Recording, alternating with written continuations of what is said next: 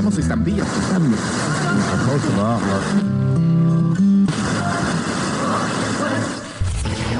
You are now tuned in to your number one radio station. Violent people. Radio.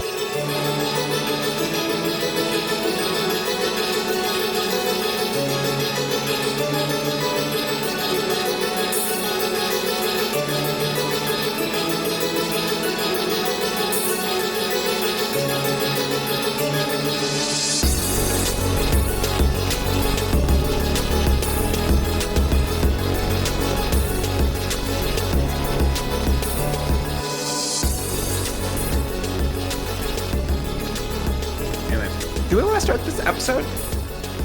Oh, sure. What are we? 72? Episode 72. Welcome to Violent People Radio. I'm one of your hosts, Dan Damasio. With me, per usual, Dan Rice. Dan, how you doing? Fantastic. Incredible. Chris, how we doing? I'm doing all right. All right. And last but not least, Pat, how we doing? I'm doing okay. I'm setting something up for everyone. Hey, I love to hear it. I love to hear it. Let's get into it. Let's talk something that we love to talk about, and that is professional wrestling. Dan, what you been watching? I've been watching some stuff. I wanted to come on here and tell you that I've watched 3 full shows. That would be a lie.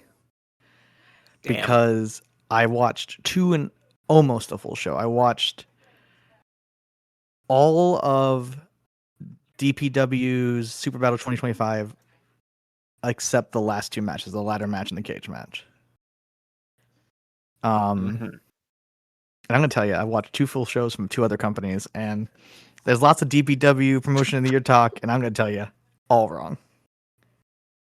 We're going to start off with you the feel show. good about that, I bet. You're like, I hate the fucking fact that Discord, every time one of these darn shows drops, It's like promotion of the year, promotion of the year. And it's like, you know what the promotion of the year is? Our Discord promoting the shit out of DPW. You would think, first off, let me just get into it. There's a 6-man tag match, start the show. BK Westbrook, Bojack, Morgan Dash versus Sinner and Saint and Trevor Lee. Awesome. It's a 6-man tag. It's going to be good. I don't really like Bojack as much as I wish I did. I think he's by far the worst wrestler in this match. And I just wish they were like big fat wrestlers that were good at wrestling. Yeah, I think Bojack is fine. I cannot speak on Morgan Dash. I've never seen Morgan Dash. He's a little wisp of a man. He's like, I'm going to guess 4'8", 14 pounds. Okay. And so like Trevor Lee gets to do some like fun, like where Trevor Lee's like a big guy spot, which is cool.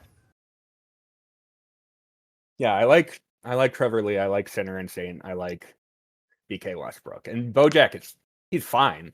I think Bojack is just fine. I think that's a very fair evaluation. The next match is Danny Luna, Emerson Jane versus Lena Cross and Hyan. Is that how you saying the name? This was no good. This was the second best Emerson Jane match I watched this week, if that tells you anything. Leon Slater, Manny Lowe. It's like these guys are like, we're both like young, high flying wrestlers. We're like the future or some bullshit. It was fine. Couldn't care less really though. Queen Aminata versus Nicole Matthews, and this rocked. I'm not gonna say it didn't rock. I wish Nicole kept the title. Spoiler alert, I wish she kept the title. She didn't. But I like Queen Aminata. It's another one where I think she's very good, but I don't see people talking about her so much as I see people saying, why aren't we talking about her? It's like, I don't know, why aren't you talking about her? She wrestles all the time. You don't need to just be like, why doesn't anyone bring up Queen Aminata? It's like, because she's good, but she's not amazing. And then I got a question for you. In the Queen Aminata thing, because you know, people have been hyping her up, and I watched a bunch of her Ring of Honor stuff from last year, and she was one of the most egregious, like Tommaso Ciampa level thigh slappers. Oh yeah, Is she she loves still it. doing that Oh, shit? she loves the thigh slap. Like Oh my there, God. there was one Ring of Honor match where she was doing like a running kick to someone who was in the ropes, and what she did was like she swung her arm like a windmill, like she was trying to smack herself in the thigh as hard as she could, like that was the attack. So all I saw was her hitting herself in the leg instead of her boot, going into the person's face. But you have to admit, it makes a really loud sound.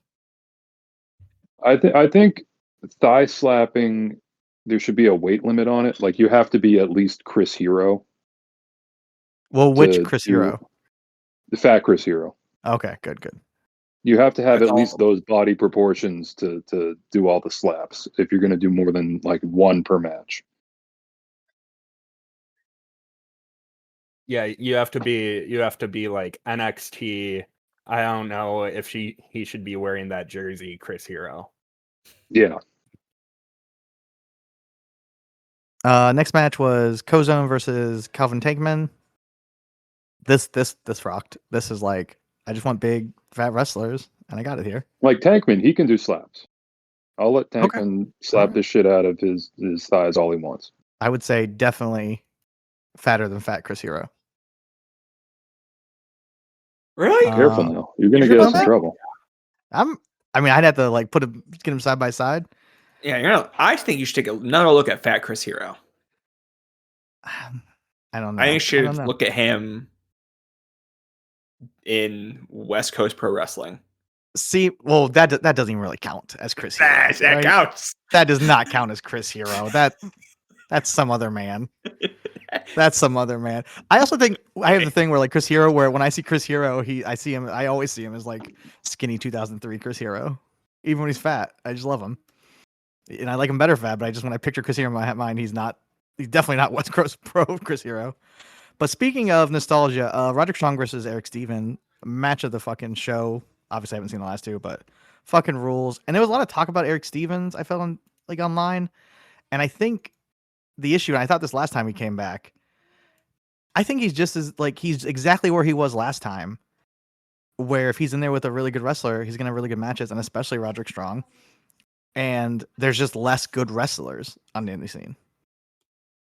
Like when he's in Ring of Honor in 07, he's wrestling, Bryan Danielson, El Generico, and he's in a stable with Austin Aries and Matt Cross, guys I love. So I love him all the time. When he came back, he was like wrestling against like Shaza McKenzie and stuff. So obviously I'm not going to like that. But this was just him and Roderick Strong clearly going out there trying to recapture the magic. And I really think they did. And this was the best match I watched this week. I think I can pretty confidently say that. Dan, I'm going to pause you just for a quick second. Yeah. You're seeming very positive. No. Listen, this was this is a really good show. This was a really good show. But what I'm saying is, can it just be a really good show? Do I have to be like, this is the promotion of the year? Like, does it? They put on a good show. They're supposed totally to. get. We'll talk about MLW in a second. That's what I'm talking about. That's what I want from a show. Oh, good wrestling after good wrestling after good wrestling. I'm not here for that. And if you are, I don't even understand what you're doing. We've already had all the good wrestling. Go back and watch it.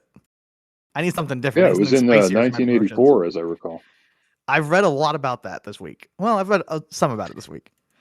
Dan, real quick, can I take you aside? Yeah. You seem like you would this know is just me and you privately talking. No one cares. Do you know about sports card breakers? Do you know what that means when I say those words together? I don't know what that means. Okay. So a sports card breaker is essentially someone that buys. Do they record themselves opening up all the packs? Yes. Okay. And essentially people are like paying to win the cards of a certain team, typically. So people open up like 20 boxes of cards. You get all the Cleveland Browns cards because you're a Satanist. Okay, yeah. Cool. Well, this is no bearing, but I needed to get this off my chest because now I've seen it and I just want people to know. Lawrence Taylor was on one of those on a TikTok live about 25 minutes ago. How the mighty have fallen. How the mighty have fallen. That is, yeah. The That's awesome ones of those are the people who do it wanting to like get like valuable rookie cards or whatever. So they get like the 1980. They'll buy, boxes of 1989 baseball cards or whatever. But those wax packs that they used back then are extremely easy to open up and then reseal. So everyone doing like box breaks for those, they're just buying, shit off eBay that someone already opened up and like took out the Nolan Ryan card or whatever and put in a card of, some guy. As long as the And- gum's still in there, I Yeah. just want the gum. That's then it becomes more of a YouTube food review channel. now. Would you say this is the worst thing Lawrence Taylor has ever done? Up there for sure. Okay, all right. For sure. I really can't think of a number two. If I'm not being honest. So probably. What if he went on like a stream to play Magic the Gathering?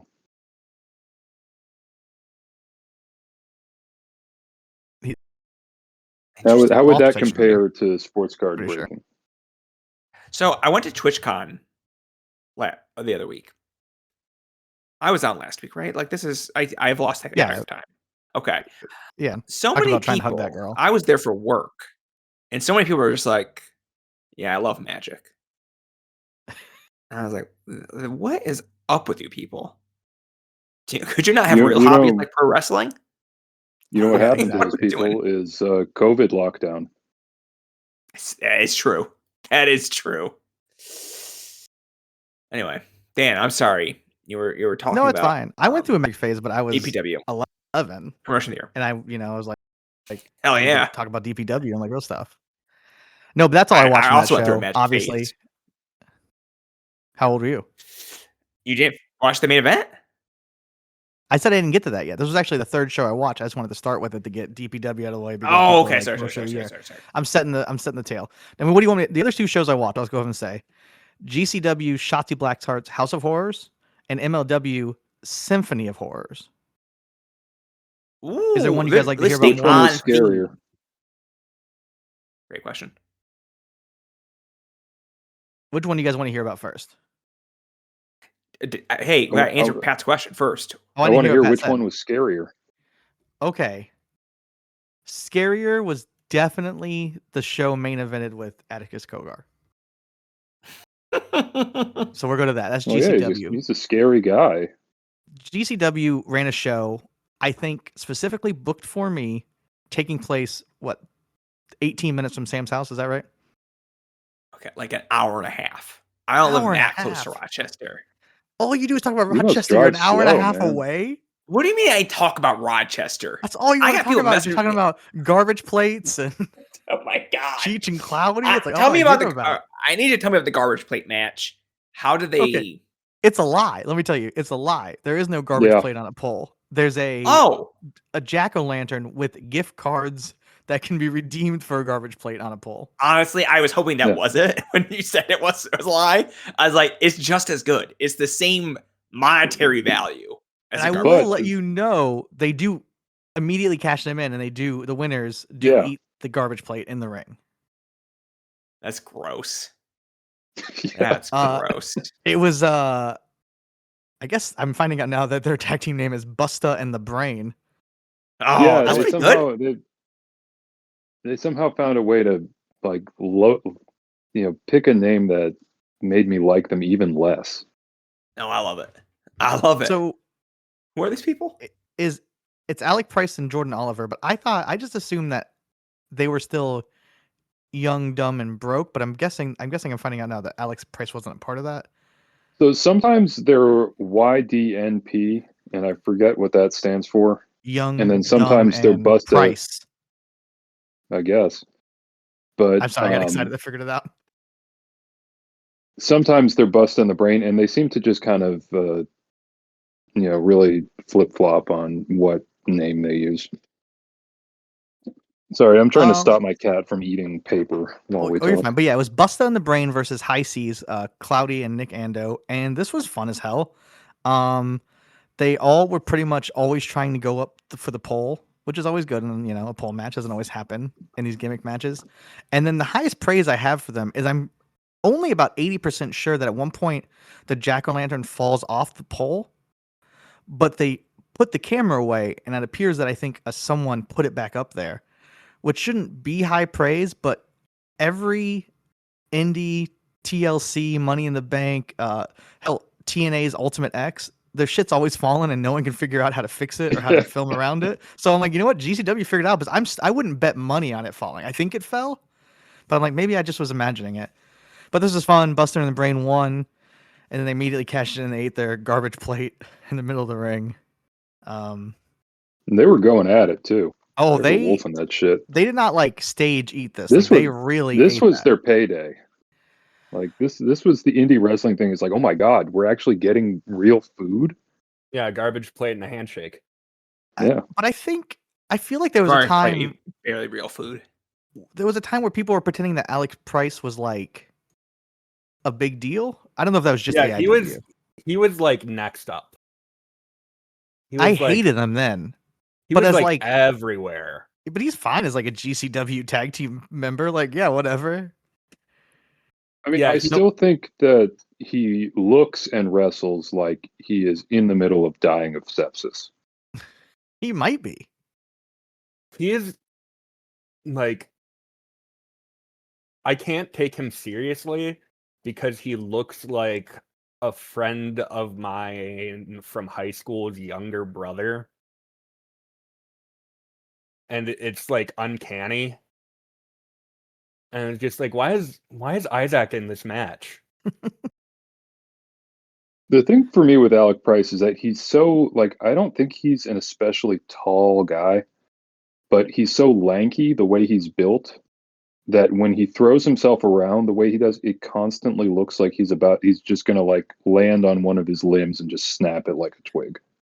Yeah, I don't know. Like, is that on purpose? The way he bumps?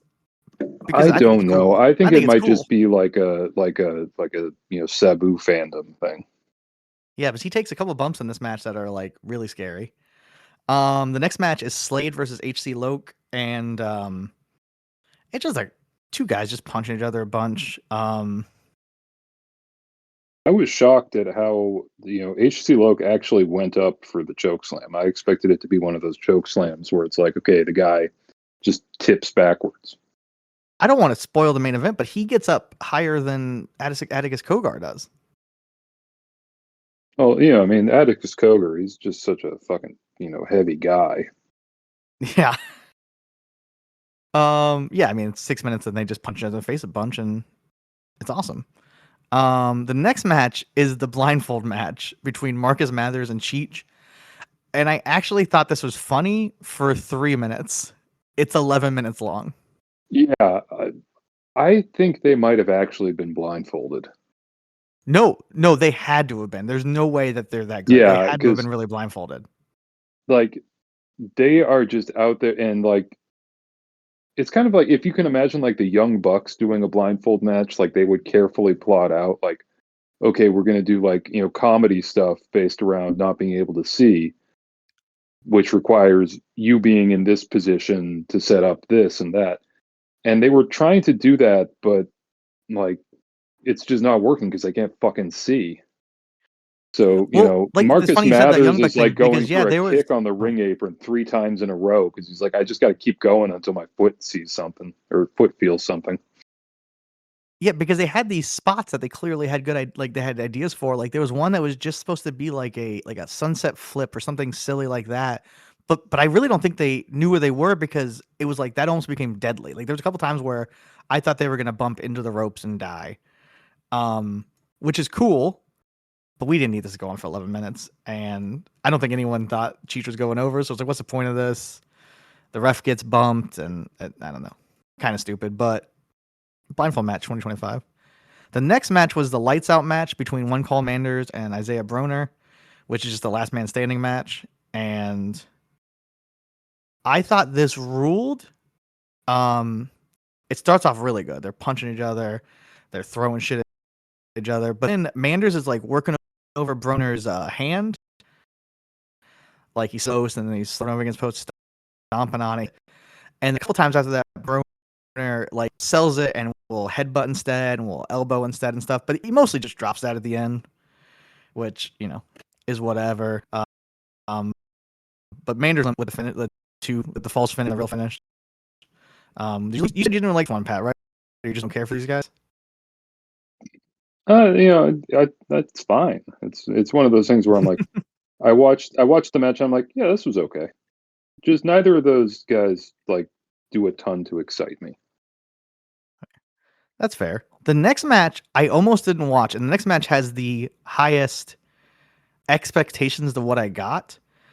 There is a 6-way Stairway to Hell match, which is a ladder match where they hang a MDK necklace above the ring. And it's Ryan O'Neal versus Carmelo Lee, Chael Connors, Diamante, TJ Epics, and Von Vertigo. If you haven't heard of those guys, that's probably the right way to be. You probably should. I mean, I think only confidently I know who Von Vertigo is. But it's an 11-minute 6-way ladder match, and they all understood the assignment and just kill themselves. I mean, there's probably the thing where 1 out of every 3 spots looks like dog shit, but they hit a spot every 20 seconds. So it's like it almost doesn't matter because before you can even realize like, oh, that kind of sucked, right? Some guys jumping off the ladder or doing a dive. It literally starts with Ryan O'Neal is the last one announced, and he's up in the balcony and jumps on the balcony in the ring. My favorite spot actually probably was Von Vertigo. There's a bunch of guys on the outside. He acts like he's going to run and dive onto him. He stops, grabs the ladder instead, and flings the ladder at all of them real hard. But did you like this as much as I did, Pat? Like this, I thought this was so fucking fun. I thought that this was kind of the exact kind of thing that I want to see from like a trashy indie promotion. Like guys getting paid $20, all of them weigh maximum 118 pounds, just going out there diving off of ladders and crazy shit like that. That really is, that's the stuff I like, because that's the stuff that makes me nostalgic for like, early 2000s shit. And I'm glad to see it coming back. Everything moves in cycles. Now it's coming back. Yeah, no one was trying to chain wrestle. There was no selling. People were just really hurt. Like there was a Death Valley driver onto the ladder. I mean, just lots of spots that look like death. Now again, I don't know how good this is for these men that are clearly not getting paid a lot, and I only remember Von Vertigo because he threw the ladder, and Ryan O'Neal because he won and is now a part of the official MDK gang. And I don't know what that means, but I'm excited for him. And the next match is the match that, like, really, I was like, I'm 100% watching this. Ultraviolent title match, Doorway to Hell match, Matt Tremont versus Joshua Bishop. Doorway to Hell just means there's, like, I don't know, 15 doors used in this match. So this is around where I fell asleep. I know I saw Tremont coming out. I was watching this in bed, and I dozed off. So I'm relying on you here from this point. Oh, you should go back and watch this. This match. I plan to. I Match just of the haven't show. It starts out, there's 4 doors leaning against all 4 corners, and Bishop is in there. Matt Tremont comes out, then Bishop comes out, and Tremont leaves, and he goes backstage, and it kind of takes a little longer, and Bishop's like getting frustrated, and Matt Tremont comes out with a 5th door, and I thought that was hilarious. And Bishop just tosses Tremont around, and Tremont gets up for all of it. Like, he throws him through the tables with a power bomb, suplexes, Death Valley drivers. Like, and at one point they're just chucking pieces of door at each other. They're doing the chair battle, but with pieces of the door. And both these guys will just get hit in the head, and they don't care.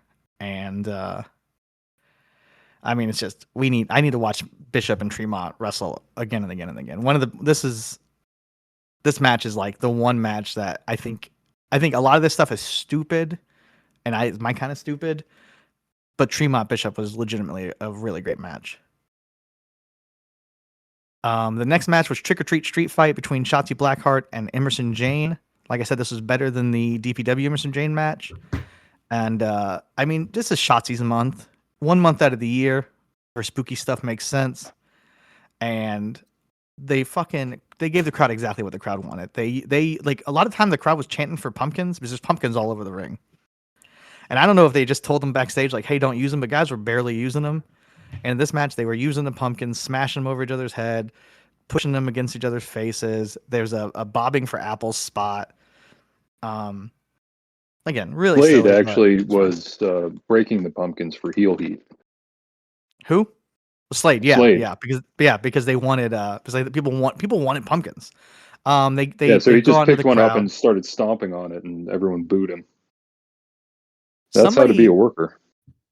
Somebody. Oh yeah. I remember that. Yeah, because then Brett like protected the other pumpkins. But yeah, Shotzi and her, they fight on top of a bar. They drink beer. I mean, it's exactly what the crowd wanted. And it was fun. And I've watched some Shotzi Blackheart matches in MLW, and this was better than any of them. And then the most horrifying part was the main event was Charles Manson and Atticus Cogar. Charles Manson, yep.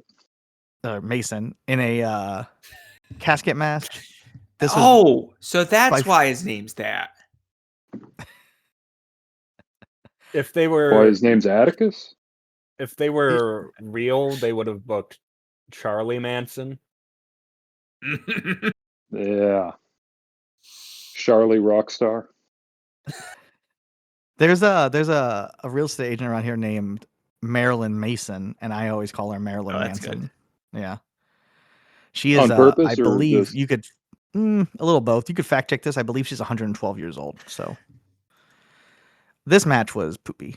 Atticus comes out in this like I guess it's supposed to be like Ed Gein, like a mask made of human faces and like a jacket made of human faces. He looks like such a fucking dork. This goes so long. And I don't follow GCW, but I just assumed that Atticus was the bad guy. I mean, he came out in a sort of jacket made of human faces, but then his like Slade interferes against him. Atticus overcomes that with a stun gun, opens the casket, and then Cruel's in there. So then it becomes just Cruel, Slade, and Mason versus Cogar. That's kind of like Atticus getting his own thing turned on because the thing has been constantly Vandal 48 interfering for him. So then they get into this beef. I think this was like a hard pivot from a Charles Mason versus Masha Slamovich feud. And so Mason brought in Slade and Cruel as his backup to be like, okay, well, Vandal 48, they can't gang up on me because now I've got my own gang. I'm pro But I'm Slade, not really sure who's the baby face. But the axe thing is stupid. Like him having an axe that like he can't. It's like the Triple H thing where he has a sledgehammer, but he can't actually hit anyone with a sledgehammer. Where like he takes the axe, but he's clearly so Mickey Knuckles. Oh yeah, but it's like he's clearly so afraid to even get anywhere near that he takes the axe and like chops the casket like 2 feet away from where Atticus is. But then I start thinking, well, Cruel's really in there. So that's a little something, but whatever. There is a man in the casket that you're hitting with an axe, but yeah, that was a real downer. I wish if the show ended with this is so crazy to say, the show really should have ended with Shotzi versus Emerson Jane. But it was fun. I bet it's one of those shows that I bet was really fun live. But then I got to talk about the other show I watched completely. The reason we're all here, MLW Symphony of Horrors, the real promotion of the year. MLW National Openweight Title 3-Way, Blue Panther versus Atlantis versus Rudigo. These guys are really cool because they're 1 second, it looks like you're watching 3 old men roll around a ring. Next second, they look like some of the best wrestlers in the world. Equals out to a pretty good match. Next match, this is an MLW match. Maybe you've heard of this gimmick, the Lightning match. Oh, what? What is that? Yeah, what this is basically like a match, but there's a 10-limit time limit. Greatly increases your standings within the MLW title ranks. Now, this 10-minute time limit, it's good because this show has 7 matches on it, and only one of them goes over 10 minutes. But we want to make sure this one definitely doesn't. It's Shotzi Blackheart versus Britt Brooks. This was much worse than the Emerson Jane match, but you got to build to Shotzi versus Shit. I can't think of her name. Another Shoko. spooky girl. No, the other spooky girl used to be in WWE. Shit. I don't know. She was Gigi Dolan, but what was she on the Indies? Oh, Priscilla Kelly. Kelly. Priscilla Kelly. I don't know why I couldn't think of that name, but yeah. Hell's favorite. And then Harlot. MLW 5-way scramble. They don't do the 6-way here. They do 5-way. And you're never gonna get these 5 guys in the ring ever again. Stigma, Okamura, Magnus, Akira Kwan, and Diego Hill. And put over my guy Diego Hill. This is Diego Hill's show. He looks great. Somewhere in here, I got to mention, we're still building towards the to the Paul Walter Hauser Paul London match because we have footage of their argument from last week, but like in the backstage area. They're not friends. They're gonna fight. It's gonna be good. Also, that's for the show in Charleston, South Carolina. Also announced for that show, MLW World Champion Cruel versus Brock Anderson. Brock gives actually a really good, pretty good backstage promo building towards the match. So that's all in a mix here. And then this match, believe this or not, Cruel Kruger and Matt Riddle versus the Skyscrapers, Bishop Dyer and Donovan Dijak. This match kind of doesn't happen. What? I know MLW is always delivering what they promise. This one, it goes for about a minute, and then it just goes to a DQ. Alex Hammerstone's involved, and the same 5 guys who have been doing random brawls around the arena do a random brawl around the arena. MLW World Middleweight Title match: Templario versus Virus. Good shit. This is the good shit. They should have put the belt on Virus, but what are you gonna do? Then we get to the last two matches, the 2 semifinal matches for the Opera Cup. And I feel really silly because I've been talking about, man, they really have been building up Volador and talking about how connected he is to Mystico. Volador goes over Kojima. He's going to the finals. Kojima was given a Lifetime Achievement Award from Court Bauer on this show. But not really on this show. They did it like backstage before the show and just aired like a 10-second clip. But either way. And then the main event, and I wish I didn't watch Roddy versus Stevens because Mystico versus Austin Aries up until that point was the best match I watched this week. It ruled. This should have been the final of the Opera Cup. I don't know why it isn't. I don't know why we have to have Mystico Volador Jr. But Austin Aries fully back. I think last week I said he's maybe top 50. He is 100% top 50. It's crazy if you don't have him in top 50. And Mystico, he's just a fucking man. And I think he's going to win the Opera Cup 2 years in a row. And I've been told by Joe Dombrowski in the 100-year history of this prestigious tournament, which is definitely real, no one's ever won it back-to-back. Yeah. Really? Yeah. That's bad news for Mystico. But both of these shows, listen, like I could see why someone might like this DPW show better, and I haven't watched the 2 main events. But I have a much better time watching that stupid GCW show and MLW. And I don't know what that says about me, but bring on Charleston. I'm excited. Look, like Templario versus Virus is like, it's not going to be the best version of this match because it's an MLW, but that is a match that would make me put on an MLW show, which is more than I can say for most MLW shows. And like, here's what I think about it is if DPW disappeared tomorrow, everyone you see in a DPW show is going to be on American Indies no matter what. If I snap my fingers and MLW is gone, we got rid of Court Bauer. We're not seeing these CM. We're not getting Cruel versus. We're seeing Cruel gonna wrestle. I don't know if we're gonna see Cruel versus Brock Anderson, but we're not gonna see. I mean, how many UFC companies have multiple luchadors strapped up? That's all I'm saying. Well, that's what will happen to Akuro Kwan. Think about Akuro Kwan. That man will not get booked, and you know it. He's got a family to feed. Should he be? I actually pray to God this isn't how he's feeding his family. I like to think that he works tech between matches. Oh, they do this funny thing where I think it's just really funny because he took the pin in the 5-way scramble, and then very soon after that, I think he's getting a shot at Templario, and they do like a hype video for it. And I just thought, well, you just watch that guy lose, but whatever. These things happen.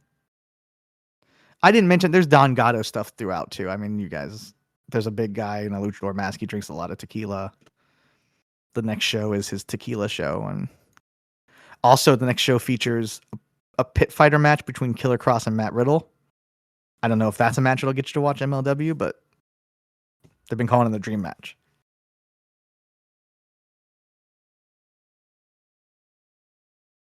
I don't think that's true. They I feel like definitely called it the actively- dream match. Actively a lie. They They're lying to my 100% called it- face. What the hell, Dan? Because I thought it was really funny because the comments on Twitter, the replies on Twitter, they were not nice. They all said dream match. I'm sure of it. Yeah. Well, when's the MLW review coming to the website? Right now, I mean, audio form.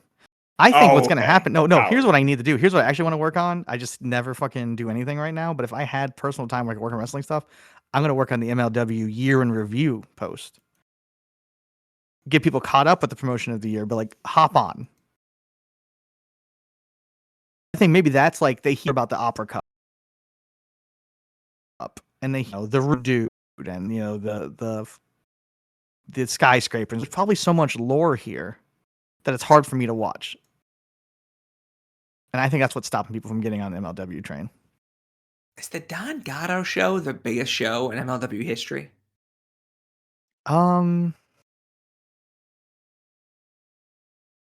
Is it the biggest show this No, year? I guess though? it's definitely the biggest show this year. Okay. I feel like I've been hearing about it for about 6 months. I think it Which- got moved. Okay. Is why I think it was. Don't quote me on this, but I want to say it originally was like a September thing, and That then it feels became a correct. November thing. So you're getting a months of build. Okay. Yeah. Feels like I've been promoting this thing forever. I mean, enough. yeah, that guy in the Don Gatto mask has just been sitting around for a long time at this point. We're gonna need a few more matches booked for this thing to make it worthwhile. Well, I think Paul Walter Hauser, Paul London's on this too. Well, It feels you like it got should be big if it stars isn't. there. The Good Brothers and Good Killer Cross stars. coming in, that does nothing for you? No, unfortunately not, which is kind of a bummer for me. You are an insane person. Sam We for can not talk about liking that? whatever. Or What have I been watching this week? Royal Rumble 2012, as one does. I'll talk about that in a second. Not a good match. Who could care? Watched some 1984 wrestling again. Back in the train. A full Continental Wrestling Association show. Not very good. Matt Bourne versus Rip Oliver from January '84. Pretty darn good. I unfortunately could not watch this match between Kengo Kimura and Akira Maeda. I could not tell the difference between the two wrestlers because the footage was grainy and colorless, which unfortunately made it impossible to tell who was who as static rushed across the screen every 20 seconds. Other stuff I'm sure I'll write about in future posts on the website. But let's talk about what we're all excited about. Championship Extreme Wrestling out of the UK. Their August show is on Indie Wrestling TV. And we got some good stuff here. There's Jack Harrop versus Brett Semtax. Just really fucking good. Brett Semtax is like a shoot fighter, essentially. He wears MMA gloves that are covered in glass. Very cool, very sick. And Jack then finds his own MMA gloves covered in glass. So they just got these gloves hanging about without calling this match anything weird or interesting. So that's fun. And yeah, I love that kind of match. Styles make fights. Jack's a fat little fucker. And Brett looks like an actual athlete. Also on that show, Iceman versus Franco Fate, which is kind of a nothing burger of a bout. And then the match that I really saw the show for, Necro Butcher versus Saxon Huxley. That was a good match. They worked this match for the first half like it's a shoot fight. That match was featured in the death panel. That's how good it was. Why was this match featured in the death panel? Because I watched it and I'm like, no one is ever going to talk about this match. Let me just pop it in there.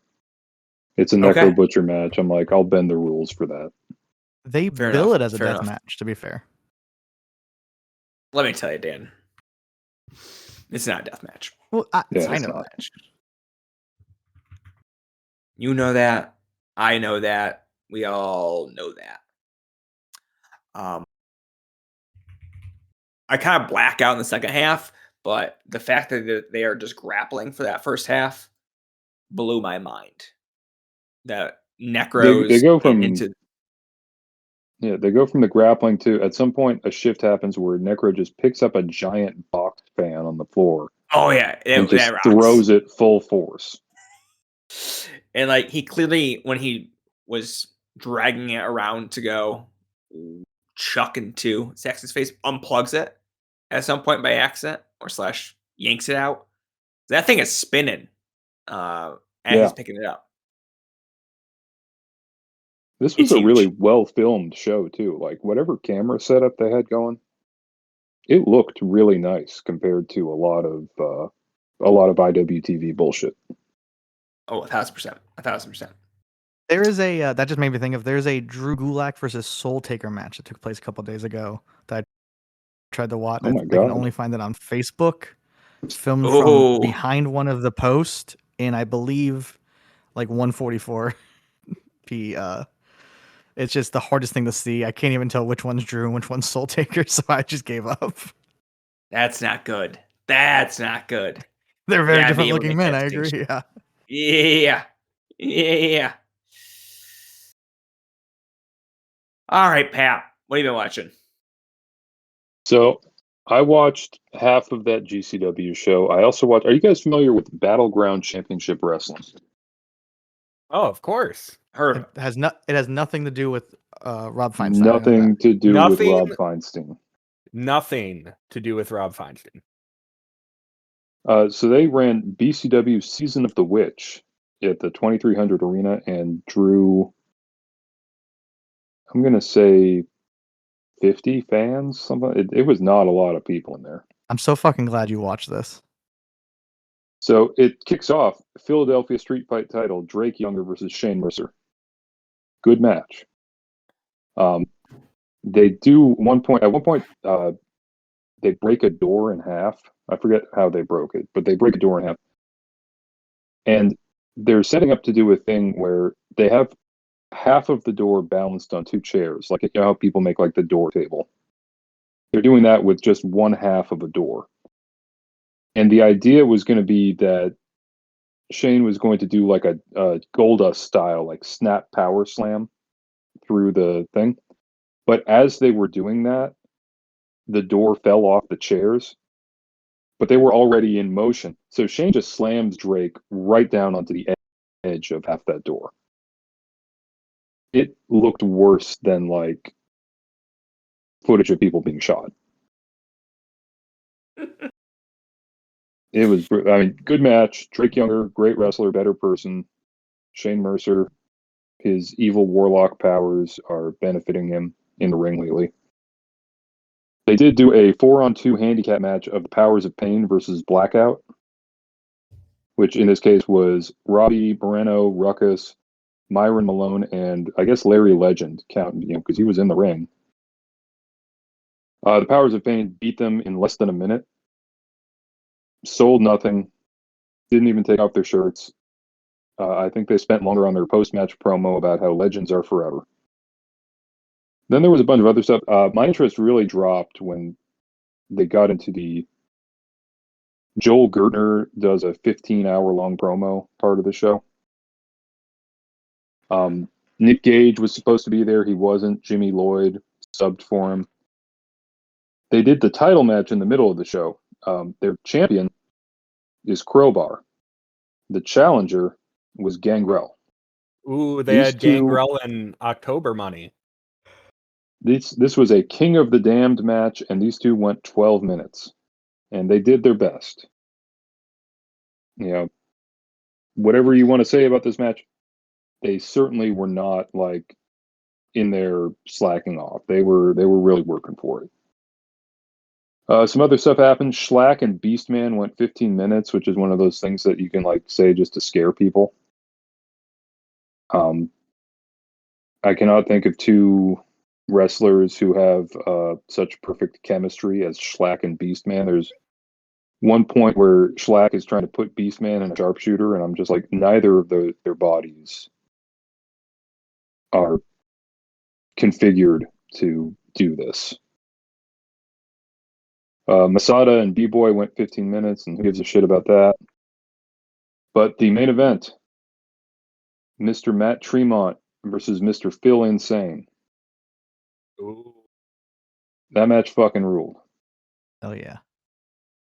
And speaking of using pumpkins, there was a point in it where they also had pumpkins all around the ring. There's a point in it where Matt Tremont shows off why he is one of the most charismatic motherfuckers in the game. He throws Phil Insane down, and he looks across the thing, makes sure everyone can see where he's looking, and then he just screams, "Give me that fucking pumpkin!" and marches over.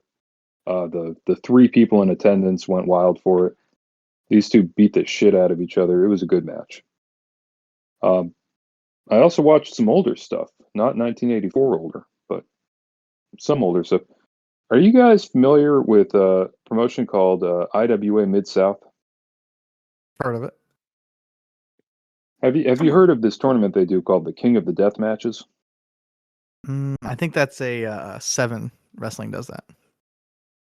Well, this is before Seb. This was back in the 6 days. But the 2011 King of the Death Matches. Have any of you guys watched that? No. This was a year when Ian was not in control of the promotion. I'd have to see who's in it to like jog my memory. Yeah. Okay. Yep. This was in the opening round. They had Pinky Sanchez versus someone else in a fans bring the thumbtacks match, which maybe the best stipulation I've ever heard. Fans bring the thumbtacks. I swear to God, the only I don't think I've seen this. This is a very funny lineup. I think I have seen this. This is a bad pair of shows. I'm not going to get into the whole thing. The only match anyone should ever seek out from this is Damian Payne, which is the debuting John Wayne Murdoch, versus Simon Says. Simon Says loses, I want to say conservatively, 99% of his blood in this match, to the point that the next night when he comes out, he has gauze wrapped around his neck like fucking Joel Gertner's neck brace. That is like a crime scene match. But the highlight of the whole thing, in terms of just what the fuck did I just watch, is on night 2, Devin Moore, the notorious scumbag, versus Pinky Sanchez in a 4 corners of hell match. And the 4 corners that they use are shit. One of them is a pit of lit cigarettes, which, if you can visualize that, whatever you're visualizing is wrong. It's a board with a bunch of dirt on it that they stuck some cigarettes out of and acted like the cigarettes were lit. They also had one corner was just salt and Tabasco sauce and lemon juice and other stuff that they could spray on each other. They mostly used it while not bleeding, which didn't make any sense. one of the things was billed as a board of hot coals, which was just a wooden board with, I think literally what happened was someone just overturned a charcoal grill onto it, because it was just a pile of like ash and soot and clearly not smoking charcoal briquettes. Now, you might think like, okay, this is all very silly, but with two great wrestlers, maybe they can still pull it off. Unfortunately, this was Devin Moore versus Pinky Sanchez. I really can't do justice. Like, you just have to see it because it's so goddamn crazy. And not in like a good way, but definitely in an entertaining way. The commentary doesn't help because the commentary, they're trying to sell the premise and they're just doing such a bad job of it. The one that sticks out at me is when they bring in the so-called, burning coals, and it's just a bunch of shit from an overturned grill. Anytime you do anything with that, a bunch of soot rises up into the air. So the announcers were trying to play it off like it was smoke. And they said something to the effect of like, "Oh my God, look at the air. You can see the air coming off of that." And that call is going to be in my head until I die. Look at the air. So I guess what I'm saying is great promotion, beautiful legacy, well worth investigating. But that John Wayne Murdoch versus Simon Says match was actually pretty sick.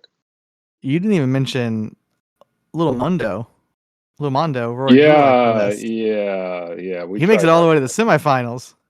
Yeah, I mean this is like, it's such a bad lineup. It is really bad. That's why I knew it. I haven't seen it because I was like, I would remember this. And on night two, like, I don't know what happened. Like, Drake Younger, he puts in an effort on night one. Night two, it's like he comes out and he's just like, I guess I got to do this shit. Which, he wins the tournament. It's the first time I've ever seen someone have like the boo-boo face about winning a tournament.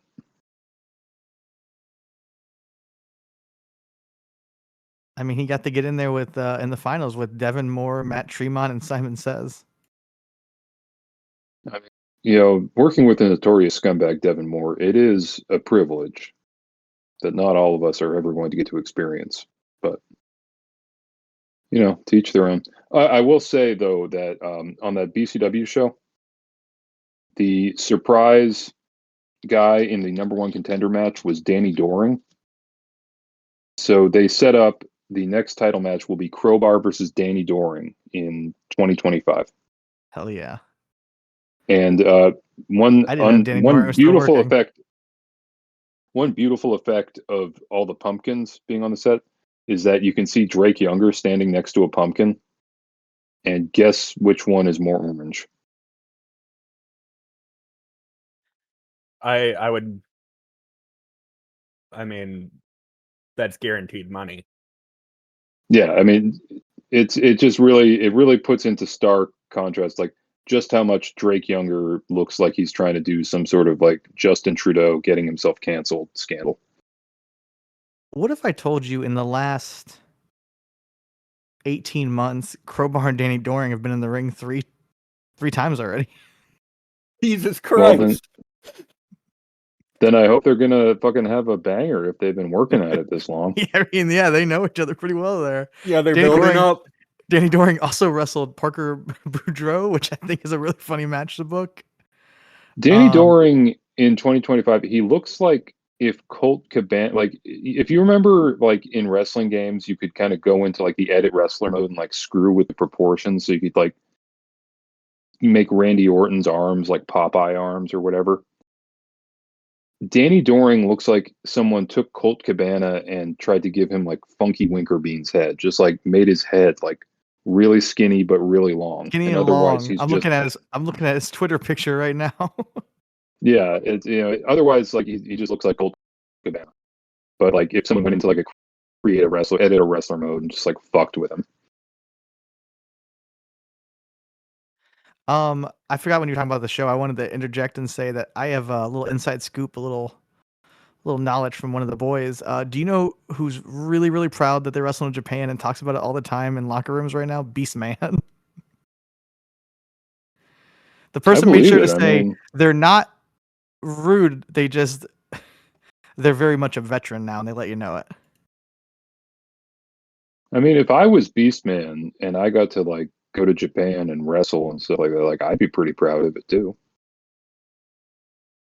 It's just really funny. The locker rooms that he's in mentioning is very funny to me. But yeah, that's it for me this week. Nothing but hits. Chris, what'd you watch? Yeah. So like I said before the show, or maybe the start of the show, depending on when Sam decides to cut off the pre-show.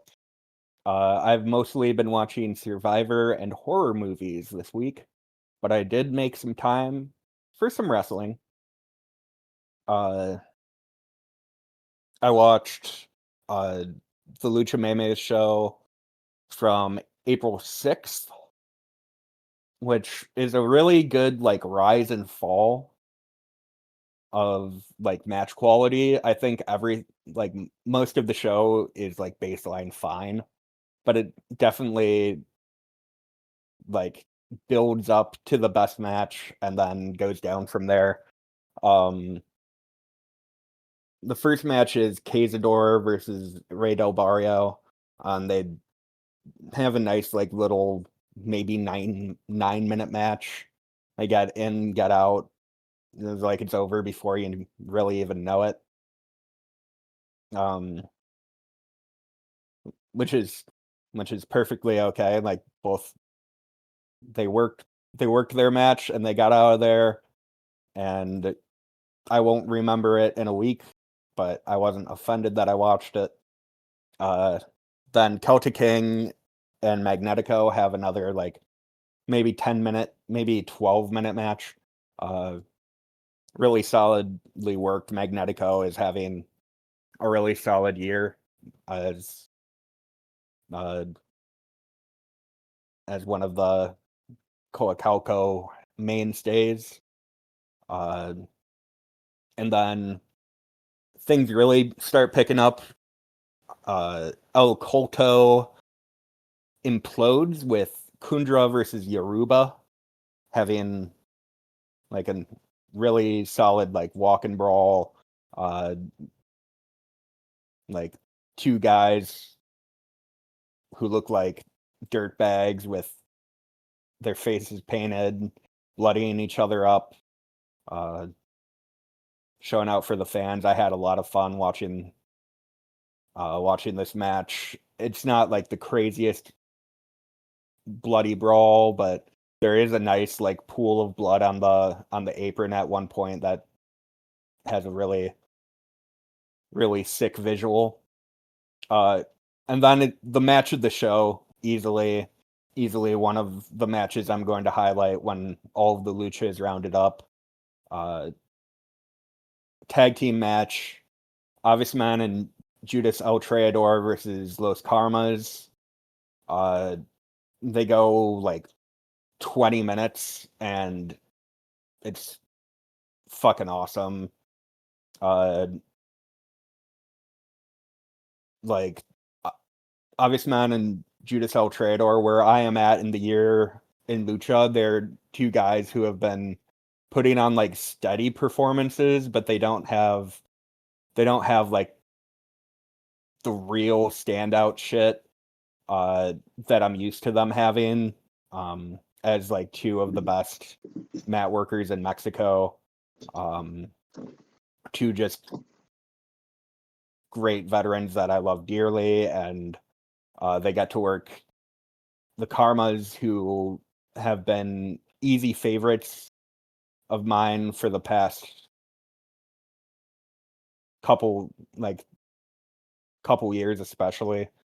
And like really just solidly worked technical wrestling, a little bit of brawling, hitting all the hits you want in Coliseo Calicalco. And yeah, it's just really fantastic stuff from 4 guys. I will have I assume eventually I will fill in more Avisman and Judas El Treador matches. I know I have a decent amount of Avisman in IWRG to get to later in the year. So when I fill in those holes, they're going to be very high on my list.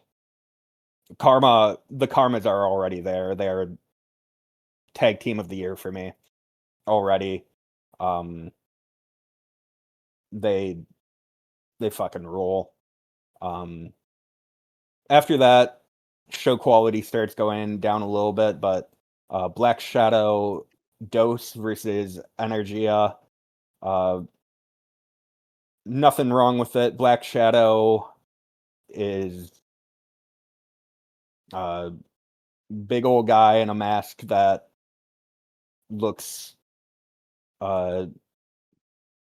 he looks like shit in a very compelling way, the way I love a luchador to look like shit, not quite like Mascara Sagrada, but give it a few years, he can get there. And Energia is one of my beloved middle-aged men that works Coliseo Calicalco, and they have just a rock-solid singles match. And then the main event is Flystar and Sagittarius versus Argus and Gaius. A match I am disappointed by. I love Argus and Gaius. Flystar has been one of my guys for a decade now. Sagittarius is very fun too when she's in the right match, and they just fuck around a little bit too much, which that's the downside with as much as I love Argus and Gaius, and Flystar and Sagittarius just taking maniac bumps. There's not enough of that in this match. They're really fucking around for the first few minutes, and I was thinking less about the match in the ring and more just damn, Flystar and Sagittarius are not incredibly tall people. I think I looked it up in Sagittarius, she's maybe 5'6", and both of them are just clearly 3-4 inches taller than Argus and Gaius. They are so small. They're just little boys. That's the beauty of wrestling. Yeah, they're just tossing eventually you're seeing the little guys running around and taking freak bumps, and that's why you're there. But yeah, the match itself as a whole is there's decent work in there at points, but as a whole it's just not what I would want from a Lucha Meme's main event with wrestlers I like. But overall fun show. Definitely, if you have not watched the show and you are interested in indie lucha technical wrestling, check out that Avisman Judas El Treador versus the Carmen's tag. It is good stuff. It is the reason I slowly but surely make my way through all these shows. And we're here for you. We believe. I took when I got home from work, I was just I don't feel great.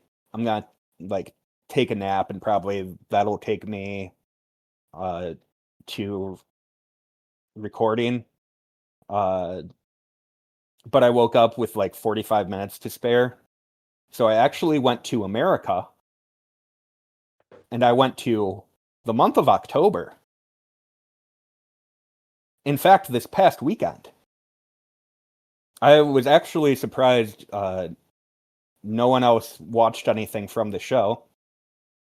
I watched 3 matches from JCW Possession, which is a free show like all JCW shows on YouTube. And I watched the 3 matches with wrestlers that appeal to me. With like one exception in each match. I watched Brian Keith and Josh Bishop versus Joey Janela and Mr. Freakbeast Nick Comoroto. And I mean, that's a little disrespectful to Joey Janela. I think he's fine in the right setting.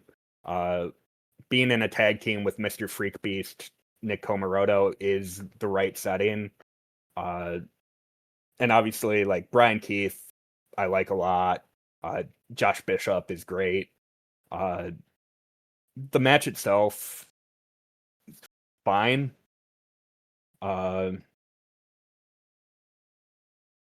Like, unfortunately, there are 2 better, shorter tag team matches with like big guys. So like watching just like kind of a standard tag match that goes 16 minutes, it's pretty forgettable. But after that is a hardcore tag team match between Bam Sullivan and Matt Tremont versus Violence is Forever. And like, probably, I mean, definitely better matches featuring these guys this year, but this is a really fun, less than 10-minute brawl. Like, if you didn't have enough pumpkin spots in the previous matches we covered, you get to see pumpkin spots here. Matt Tremont and Dominic Guarini hit each other with pumpkins, and sometimes that's all you need. Like, this isn't going to be a part of the Matt Tremont Wrestler of the Year train. This isn't going to be a huge part in the Dominic Guarini is back train, but it's a fun match. I had a smile on my face when I watched it. And then the best match of the 3, another sub 10-minute tag with large men, is Manders and Thomas Shire versus Beast Man, everyone's favorite, and Mad Dog Connolly. You hear that Beast Man, he apparently went to Japan. Talking about the tag team Beast Dog? Yeah, Beast Dog. I know about Beast Dog. That's their name, Sam. I don't like it. They're Beast Dog. And yeah, if you want to see like big guys throwing each other around, 3 of whom are significantly better than Beast Man, but Beast Man is like fine as the 4th best guy in a match where everyone's just tossing each other around. This is like what he's here for. I had a really fun time watching this as well. Like, none of this is essential, but like for a show that's free on YouTube, there's no reason not to watch it, and you'll probably have as much fun as I did watching it, and that was a decent amount. And yeah, like, when you have 45 minutes and you just check YouTube and there's a JCW show, you check for the guys that you like to see and then you watch them. Promotion of the year, JCW.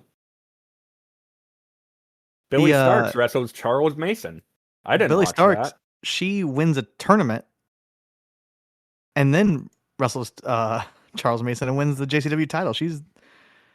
That was that. They had been promoting this show for a long time as Charles Mason versus Masha Slamovich for the title. And, but she got something happened somewhere. Yeah. Oh, but the Dom talk reminded me. I already got dragged for it in the Discord, but I was listening to the AIW podcast and it was Dom was on because they're starting a new a new like student show called Cultivate or Cultivation. And I thought there's a part where they're talking about it, and I thought this is not John Thorne trying to sell it, but it's really selling it for me. He goes, "No, this won't. You might not get everything you get with an AIW show. You might not get your Chuck Stones, your Eric Taylors."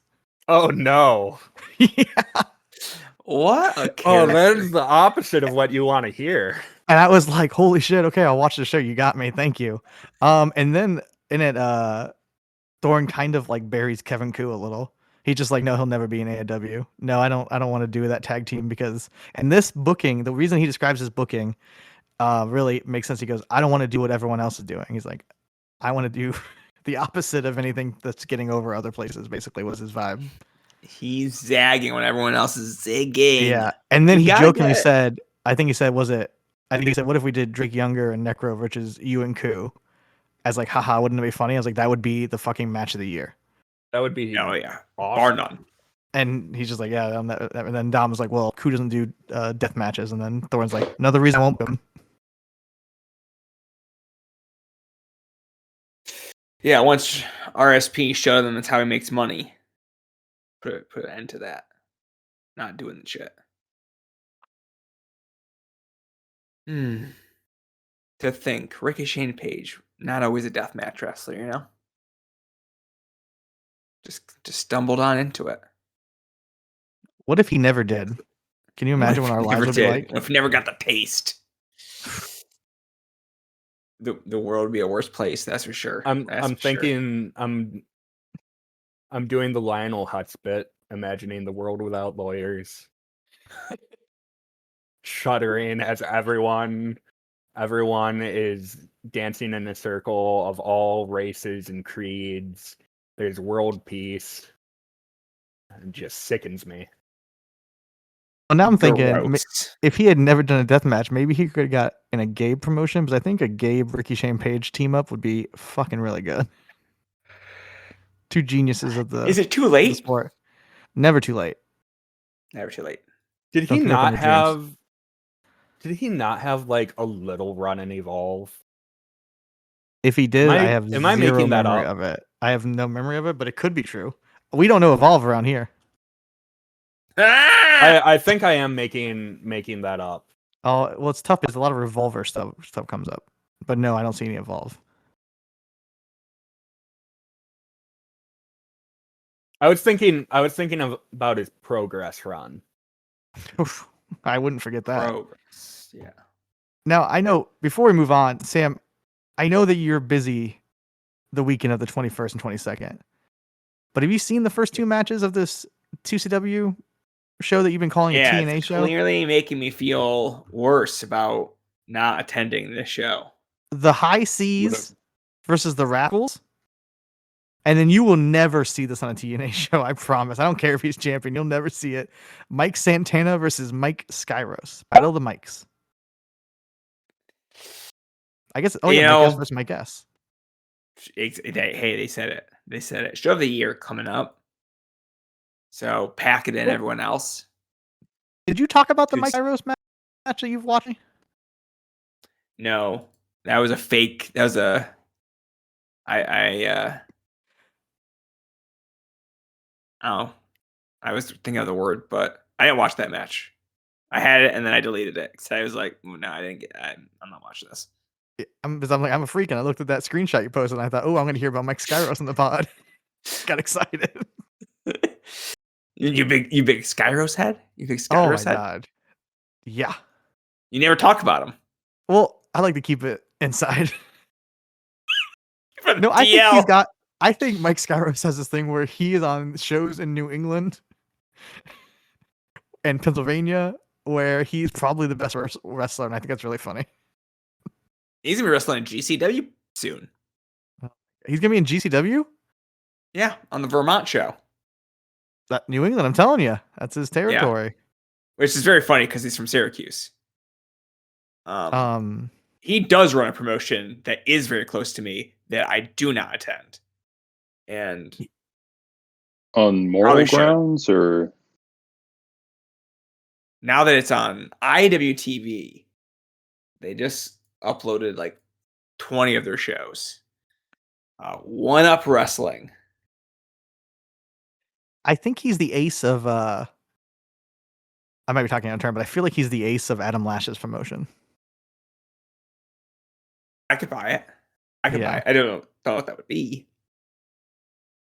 He's Green Mountain Wrestling. It's in Vermont. Of course. I don't know anything about it, but just saying I feel it in my gut that Skyros is the ace, and I'm going to go with it. No, I think that's a very fair thing to assume. If 2CW was still around, Skyros would be champion. So that's all you need to know at the end of the day. The last show they ran that's on Cage Match was a tournament, and he won that tournament. Yep. There you Oh, go. it was for the title. They got Don Freeze in this thing. You guys know Don Freeze? I do not, and he does not. Don He Freeze? doesn't have a link. Fat Black does flips. Oh, all right. He's about my height also. Holy shit. So none of this like Bojack or Galvin Tankman bullshit. No, this is a real meatball. Oh my god. This is weird. He looks like a little kid. Oh yeah. He's got like such a baby face that like he's trying to be scary in this one picture I'm looking at, but like no, you look adorable, my man. Oh no, he's like probably 22. Okay, that makes me feel. I thought the way you're talking about, Like he's probably an actual child. Oh, he's an actual child, so he is adorable. Look at him, the frozen one, Don Freeze. What a gimmick! He's got like the ski goggle glasses. I think he's from Rochester, so. Oh my god, you in Rochester? Me in Rochester. Okay, I should make it out to this next One Up Wrestling show. Wow, let me tell you. Cage Match, not giving them any fucking love. They are missing like 4 shows. Who is Ox Adams? Huh. All right. Slams Giving. That's their next show in Syracuse, New York. November 15th. You gotta go. You're available. I am. I honestly have no great reason to not do this. We got any matches announced? Tell my wife after this. I have no idea what this venue is. Case Supply Warehouse. Oh my god. First row is $40. That's upstate New York pricing, baby. Oof. That is just what every show in this area costs. I be getting GA. You don't tell me Ox Adams is gonna be there and then ask me for $40. That's fucking nuts. I'm seeing shows in Appalachia. I just got to bring a chair. Oh, see, that would be the good stuff. We don't do that around here.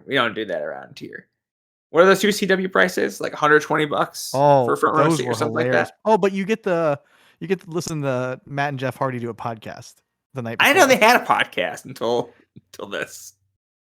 Yeah, they're always copying us.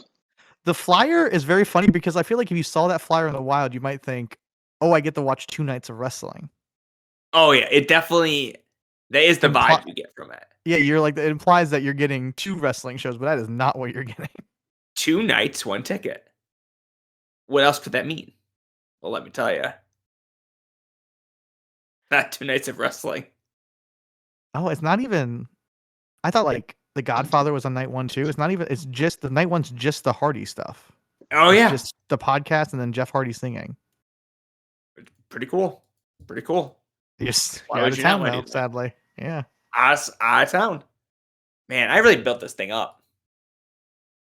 Came and go. I was so excited. But I think it's it does seem like it might have been for the best.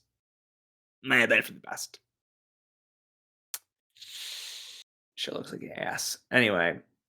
What's been going on with the site, man? Anything? What's been going on at the site? That's a good question. You should maybe look at the front page. Well, one, I recently saw Dan's posting shit during our recording of. Wait, what did I post? It says, "Am I going fucking insane?" I have no idea what you're talking about. Rotten Rewatch, number 8. That's that's Pat. I told you guys I had a surprise for this week. What is happening? This is outrageous. I'm getting. This is an identity theft right here. This is oh my god. Oh, that's so funny because I had that post. I had it open, the post open, but I hadn't refreshed. I didn't know he was posting stuff during the show. We have a I new just saw it. Rotten. I was Rewatch. like, Dan with his fucking posting can't fucking I had keep in to- his pants. I had to do it while people weren't paying full attention. Oh my god, that's so funny. Oh my god. Oh my. It is something I would do, but like I said, I barely have time to watch this shit. I can't be typing about it. Oh my god, that's so funny. Yeah, check out the new Rotten Rewatch by Pat. I'm sure it's great. I haven't read it yet. It looks more thorough than typical. Okay, well, So he didn't do any of the. He didn't do the. Oh, he did. He did do skip watch. He just didn't do colors like I do. Yeah, I couldn't figure out. I didn't want it sitting in the WordPress admin thing before the show started in case someone looked. Mm. At, Which I like, would have. the I have upcoming- the admin thing open, like the post page open. So and you got that in there after I opened it. I waited until we started recording to start putting this into WordPress, and I could not figure out how to do colors while also carrying on a conversation. Well, see, I know that my fans, they don't want to read what I write. They just want to go green, red, green, red, green, red. Great shit. Oh my god. You know what? This is good though, because it's been about a year since Rotten Rewatch number 7.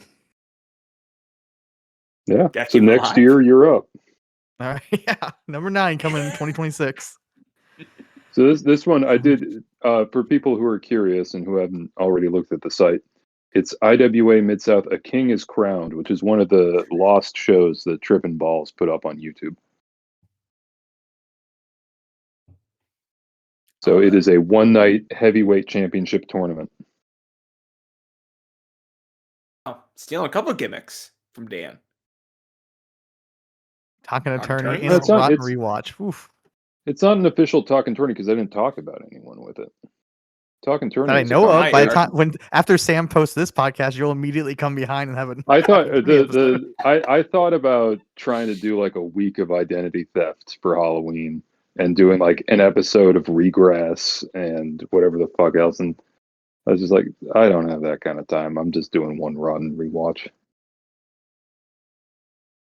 That's fucking amazing. As a bit, you watch 200 matches from I know, Indie right? Lucha. I'm just Oh like my sitting there God. going like, this is going to be so funny while I watch my 15th fucking Bestia del Ring match. And here's the thing: if you did like May, Chris is crazy. He would still watch all of the May anyway. I would. Yeah, there'd be 2 May roundups. We also had a Dig Deep episode go up, Hell yeah. Hell Yeah. yeah. and then a double Kevin dose of Sam, messaged me and was audio like, and writing. do you fucking kick me out? And I was like, no. No. Wait, who'd I you kick didn't. out? I didn't kick out anyone. Oh, okay. Gavin had messaged me, and I didn't respond because I was working or some shit. And then it resolved itself. But he thought he had been kicked out. They thought they had been kicked out. So, One time Discord being weird and wouldn't load, and my very first thought was, well, I got banned. That sucks. What are you gonna do? You know. there's only so many people that can ban you. Now you talked about the 2012 Royal Rumble during what you watched, and it's funny because you said bad match. What can you say? Well, first off, it's a 50-minute episode, I think, and secondly, I would actually call your episode one of the more positive episodes. Sure. Yeah. I was told in confidence, maybe the best episode of the show. So It is. It's a good episode. Okay. You don't want to go I'm- that far. I get it. I don't like complimenting you on air. I'm actually saying that to other podcasts. That's my pitch deck right now for having me come on to other people's podcasts. So How's that working out for you? well, Bix hasn't fucking gotten back to me yet. I think that's kind of messed up. Oh my god. I thought we were Someone- buds. Someone on Twitter was talking about like there used to be weird Kane guys all the time, and I'm like, that was Bix. That was always Bix talking about how good Kane is. Oh But yeah, my God. I think it's a really great showing from myself. Put in the work, did the research clearly. People need to Talked a listen little to bit this about shit. Tom Hanks, the terminal. I'm looking at the analytics. Don't look at them, Sam. And people need to check this out. It was a good episode.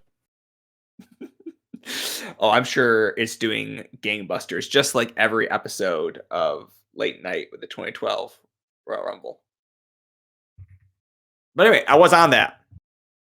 It was good. Fun conversation about a not good match. Follow up, I read about the year 1984. We're still going. The year wrestling got its groove back. Week We're number still in 3. January. Yeah. Still in January. 3 months later. I'm positive by the end of November, we will be out of January. I feel it in my bones. I put the match of the week on, but I fell asleep. But that wasn't like a judgment on the match. I was very sleepy. Okay. Well, maybe next time. Yeah, I Next mean- time. Probably not. That was like the one shot, really. But Yeah, I bet. But I have more free time now over the course of the next month versus October. October, busy. So more to come from me. Who knows?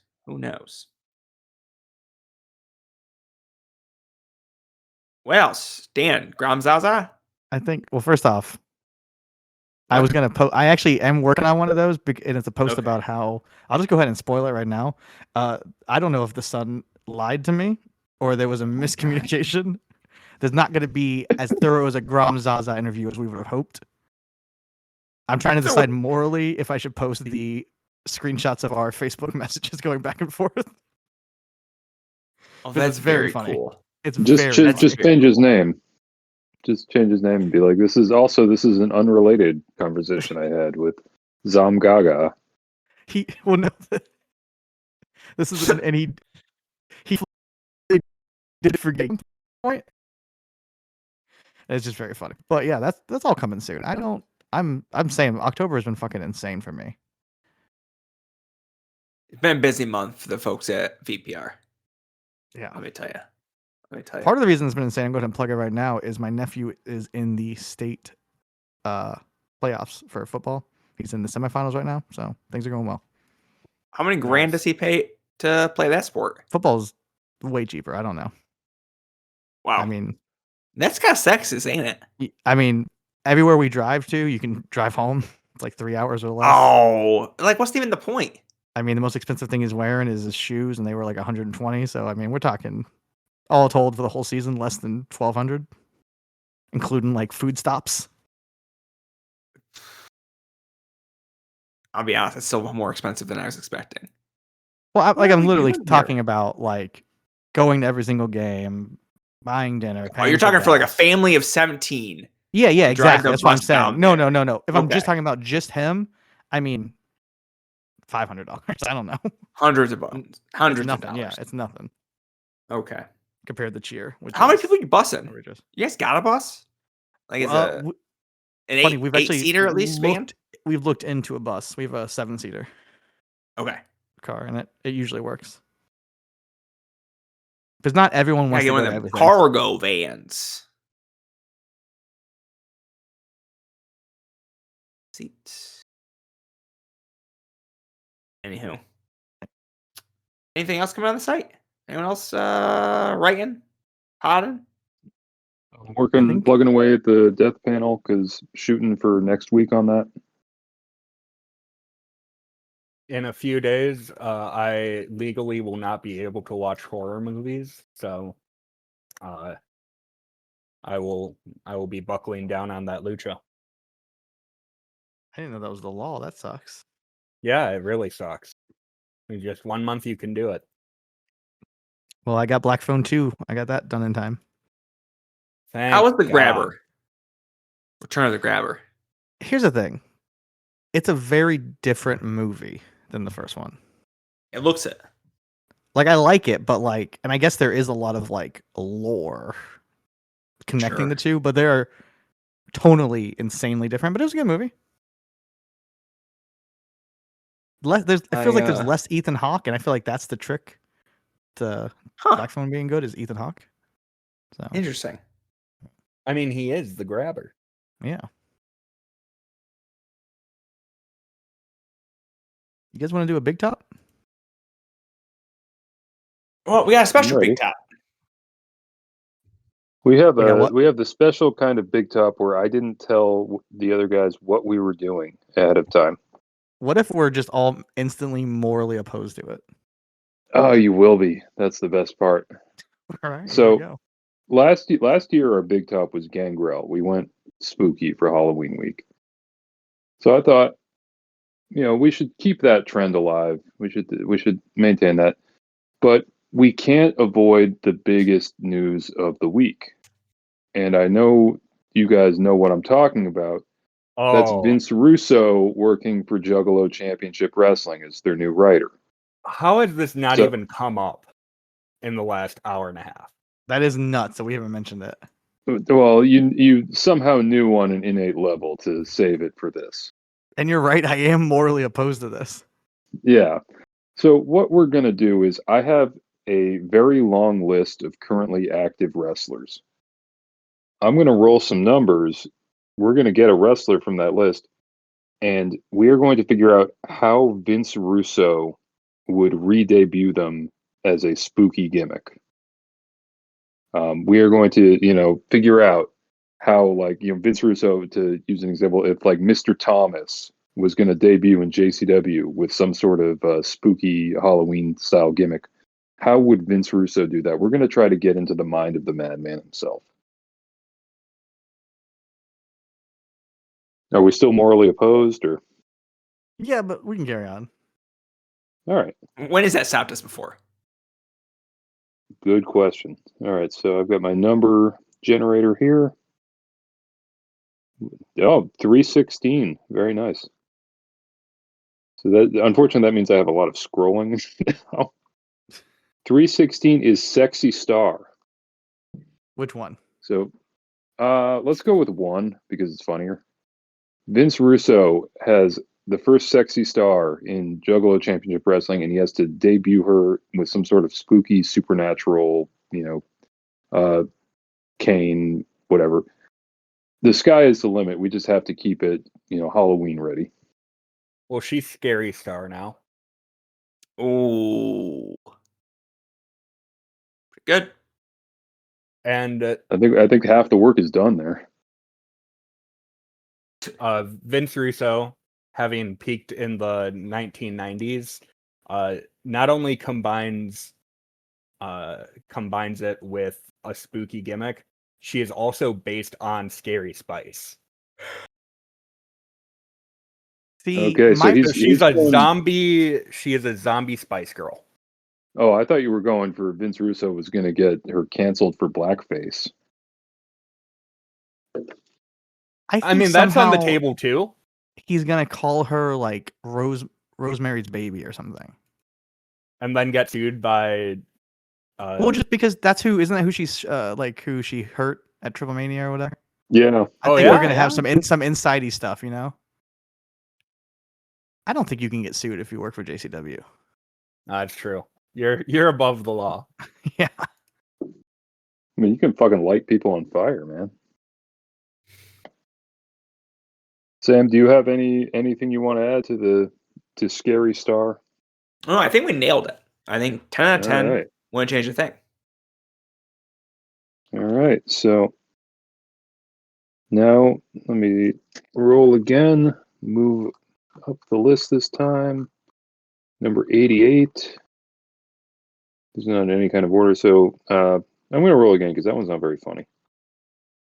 Now we're going. That one was just all the way. Hitler. Yeah, I just looked at. Okay, so now we've got MVP.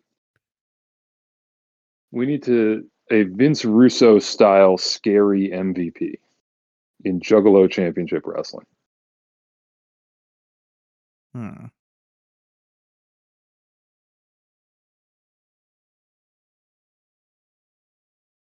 I'm over here trying to make MVP work as an acronym still. I'm like, Okay, I like your headset. mystical murder venom poison. Murderous, vile something. Poltergeist. Yeah. So we're going ghost MVPs. He's going full ghost mode on us. It could be. Yeah, he is a it could just be like vengeful most spirit. violent poltergeist. See, the That's nice thing too is perfect. that you could then do the they're here thing. That could just be his entrance, is like the staticky TV.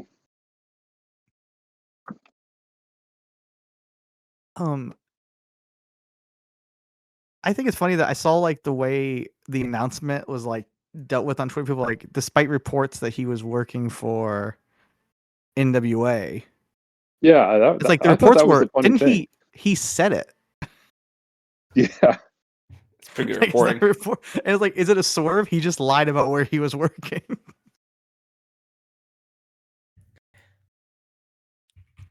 And everyone was just immediately ready to be like, oh yeah, of course Billy Corgan would hire him. Like no one felt the need to verify it. It was like, yeah, that actually makes a lot of sense. Yeah, it tracks. Yeah. And then Billy's probably just like, hey, someone's talking about the NWA. That's cool. Well, we got a third dice roll here. We got Mr. Jeff Jarrett. I'm sure he would love to work with Russo again. Well, he's the Leatherface champion, right? Or the I Texas believe Chainsaw so. Massacre. Yeah, so like that's his gimmick already. So he would have to like mug Atticus Cogar for like his Ed Gein mask. Yeah. Jeff Jarrett as the new Super Leather. Mm, He is Kiss themed because Kiss is kind of spooky. They're a rock band, and in tribute to the late Ace Frehley. So he's in Kiss makeup. Has there ever been a Kiss style wrestler? Not that I can tell. Oh, okay. I think he should just do the Chris Jericho character from the Shudder original movie, Dark Match. One of VPR's favorite movies. I really thought you were about to say the Painmaker. I was like, hell That yeah. too. Yeah. That too. No, that's actually the Kiss one. Ugh. Imagine if Chris Jericho had been in Spring Breakers as the youth pastor. It would have been such a different scene. Honestly, I think he could have pulled it off. I think he could have. It just would have been he brings a different energy just because of his accent. Especially a list era Jericho. Gives very youth pastor vibes.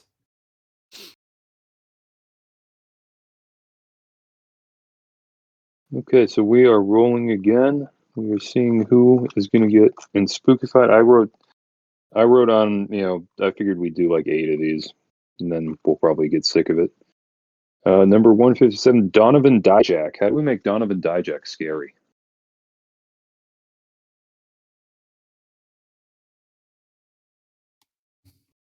He's already so scary. Robo Hitler. You put him. You once again make him an Antifa super soldier. That's Okay. scary. Yeah, what There's they're nothing doing scarier in than those Antifa. streets.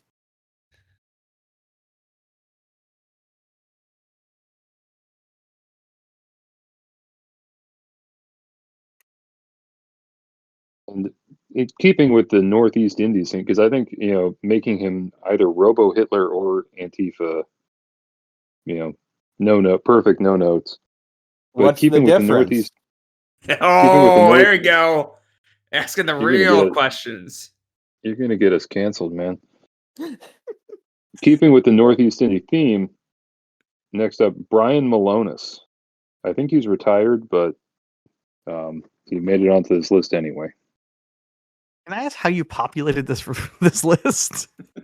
I did a lot of copying and pasting from existing lists of rosters that I could find online, and I did not do a lot of hard fact checking. That's why I was, I rolled one. I'm like, oh yeah, no, doing spooky Madison Rain just sounds lame. I think I love a list that Brian Malonis makes. Yeah, but now Brian Malonis, we're gonna do like just an Adam Lash caricature. and that's scary. That's scary, terrifying. You could get sued. Isn't the legal system ain't that fucked? You know? You know who really wins? The lawyers. Damn. The suits. I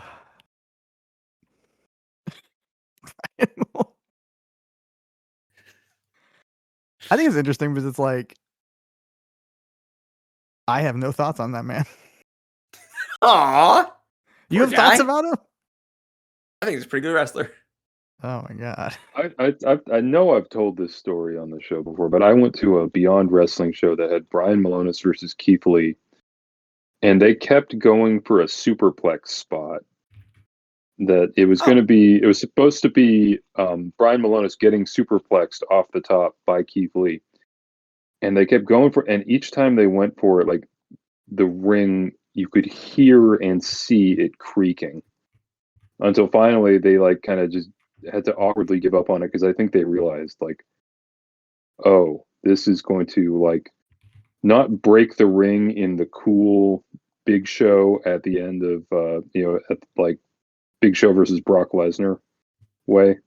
It's just going to break the ring in a one of us gets crippled way. And this promotion can never run again way. Yeah. Brian Malonis' last match was a handicap match against a tag team called the Rat Bastards, which is a really good tag team name. That's good. Pretty good. Pretty good. I am rolling again. And okay, so this is where Chris is really going to or Chris, we need your expertise on this. Dallas, Mrs. Negro Casas.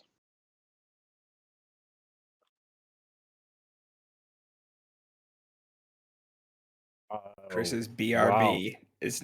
Oh, there he is. No, I am here. I mean, what's scarier than Than being groomed by a 5'3" Mexican? I was gonna say a potential. Like she has worked a WWE show, so she's just playing that up as WWE superstar Dallas in front of the Juggalo fans. That's frightening. Would scare them though. Like it would annoy them. What if she says she's coming from the Fed to sign all their favorites? No more cocaine.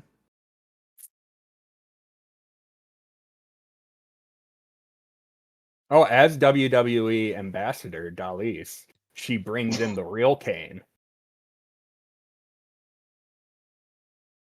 to face off against cocaine and I don't know, Hollywood Haley J. Oh my god, can you imagine the Haley J versus Glenn Jacobs power slap? Like her head would fucking come off like Mortal Kombat, man.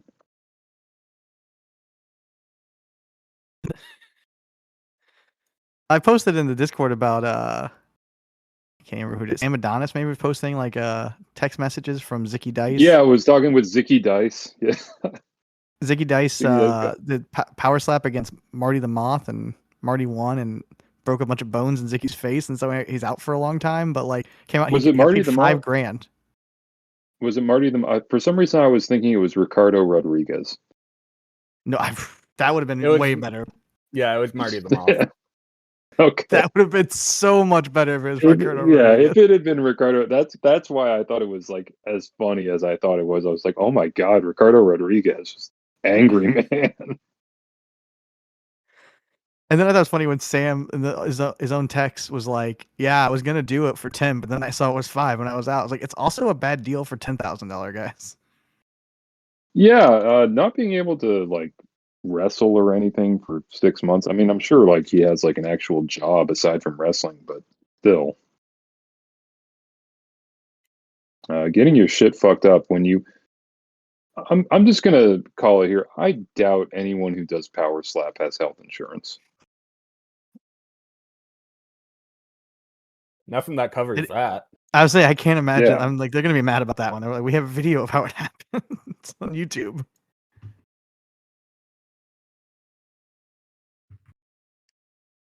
Well, maybe we can work that into the spooky gimmick of our next contestant here, and that is Yuji Nagata.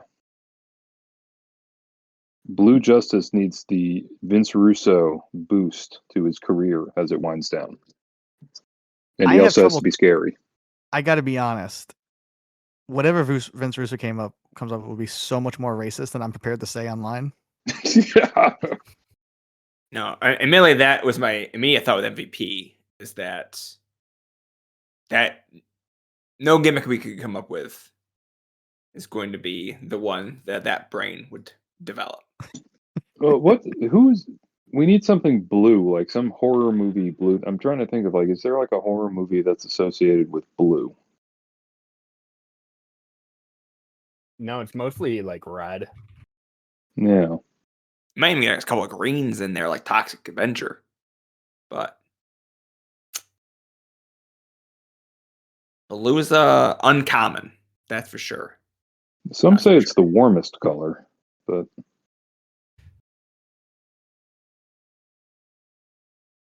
trying to think, how do we make Yuji Nagata's? I mean, we know he can roll his eyes back into his head. Oh, what if you just made him the Definitely Undertaker? Ooh, I like it. Nope, that makes sense. Or He what comes if we out. made He him? comes out after Kane kills Cocaine and Haley J. No. What if we did something that JCW could actually afford? What if we made him the new Soul Taker? There we go. I love that. I love that. And last, I'm not even rolling the dice for this one because you knew it had to happen. We need to combine the powers of Vince Russo, Juggalo Championship Wrestling, Halloween, and Mr. Paul Walter Hauser. Now, that's a man with range. Yeah, I mean he can do it. He's probably been in at least one scary movie. You guys seen Blackbird? I have not. I see birds like every day. The I like that. Apple TV show. I like it, but it's not really scary. Well, he's kind of a scary character in it. He is scary in it, yeah. I'm not saying the show is scary. I'm saying Oh. he's scary in it.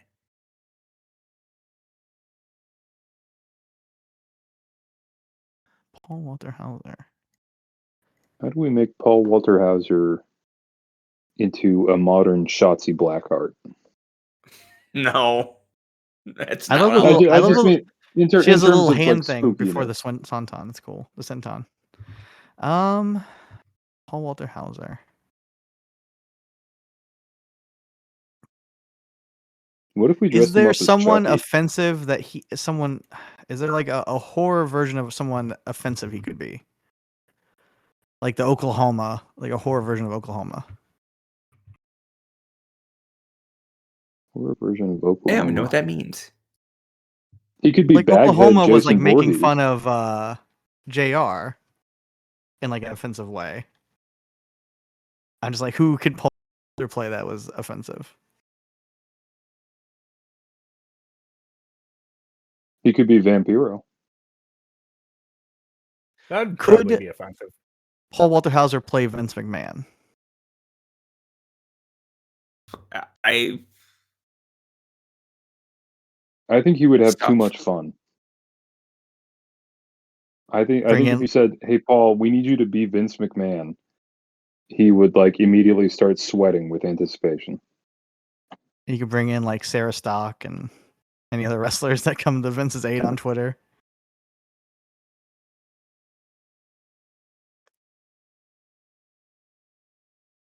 But yeah, I mean, I think Paul Walter Hauser, if we want to make him suitably spooky, we just need to dress him up as a juggalo. Like get him his like commission his own style of clown face paint, his own unique thing. Isn't he already been a Juggalo in Always Sunny? Was that him? Yes. Wow. I know. I genuinely didn't know. Yeah, that is Paul Walter Hauser. Okay, so he already had it. He's locked already and got loaded. it. Yeah, just bring that makeup. I mean, he's from Saginaw, Michigan. Like, playing that role was not the first time he has donned the paint. So, yeah, all that we need is like the wild card of like Vince Russo booking him in like an angle where he like runs a woman over with a car or something.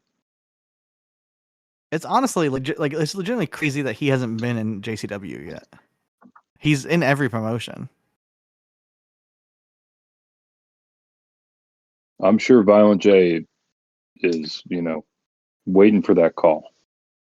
I think before he started wrestling, like if I said he's going to be in Juggalo Championship Wrestling or he's going to be in Southern Honor, I think Southern Honor sounds more outrageous than JCW. Yeah, like I said, the background checks out. This is a man who has been to at least one gathering. Maybe that's the issue is, because this year's gathering was all about the GCW feud. It's like, all right, are we going to bring, Paul Walter Hauser in to work like Pops? No, it has to be for a gathering level thing. So, Violent J, if you're listening, he it's is a little free idea for you. But let's run down. So Vince Russo would turn Sexy Star into Scary Star as a Spice Girls reference that's 30 years out of date. He would turn MVP into the most violent poltergeist. Jeff Jarrett would be Chris Jericho in Dark Match. Donovan Dijak would be Antifa. Brian Milonas would be Adam Lash. Dallas would be a WWE ambassador with Kane.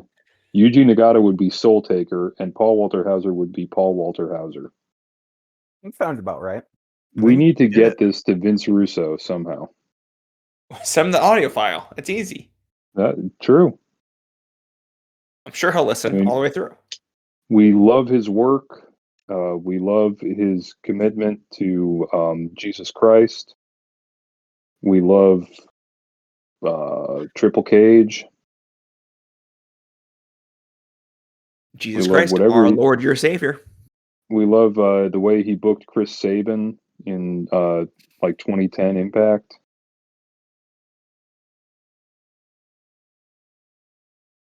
All these things are true. We gotta next week. We all gotta watch. We gotta figure out what's the first Vince Russo episode of JCW Lunacy. We gotta watch it. We all gotta come prepared.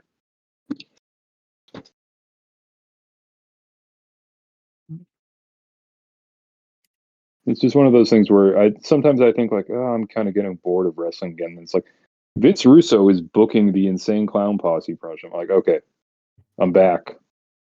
They got me. They got you back in. They got me back in. It's really funny. Violent J is paying him real money in 2025. Vince Russo, come on down. Are you sure he's getting paid? Would guess so. People say that JCW pays well. Well, I'm saying that I heard Russo's made an investment in JCW. Oh, is that true? That's amazing. I don't know what you can believe these days. Is it that he made an investment, or that he's getting a piece of the company? Well, I guess that's what I'm saying is that he's working for. Oh, he's working for equity of the company. Yeah. in a pro wrestling company. That's one of the dumbest things I've ever heard. But Well, on the other hand, I think all their shows are like run in conjunction with like ICP concerts. Yeah. Well, that Most just of feels them are. like, yeah, but that just feels like an easier way for them to steal money from me if I'm like a small investor in the company. They're like, no, that profit's all on the concert side. Well, I guess we just got to keep our eyes on this. I just want. All I'm saying is, let me see the books. Do I have to keep following the JCW Vince Russo saga? Oh no. You do. We're looking at a few all right. more future well, big I tops. searched Vince Russo JCW. First result: Vince Russo's JCW on-air debut date revealed. Second result: Vince Russo quote: "I had a father-daughter thing with women I worked with." So those are the stories for Vince Russo right now. What Yeah. if they gave him like a piece of ICP? The whole kingdom. They just give him the publishing to one song. That's how much they wanted to bring in Russo. Oh my gosh. All right. Is that the big top, guys? That's the big. I mean, it had to be discussed. I'm glad we got to it.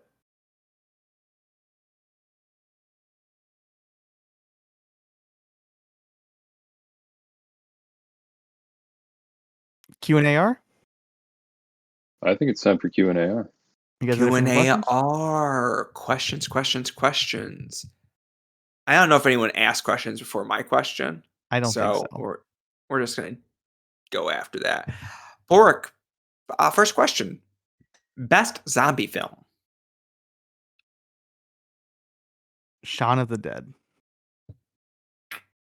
Oof. You don't like that movie? I just wouldn't say it's the best zombie film ever. Fine. 28 Days Later. Oof. Those are my two favorite. Okay. Fair enough. What I got. Let's go Day of the Dead. Because I love Bub. Everyone loves Bub.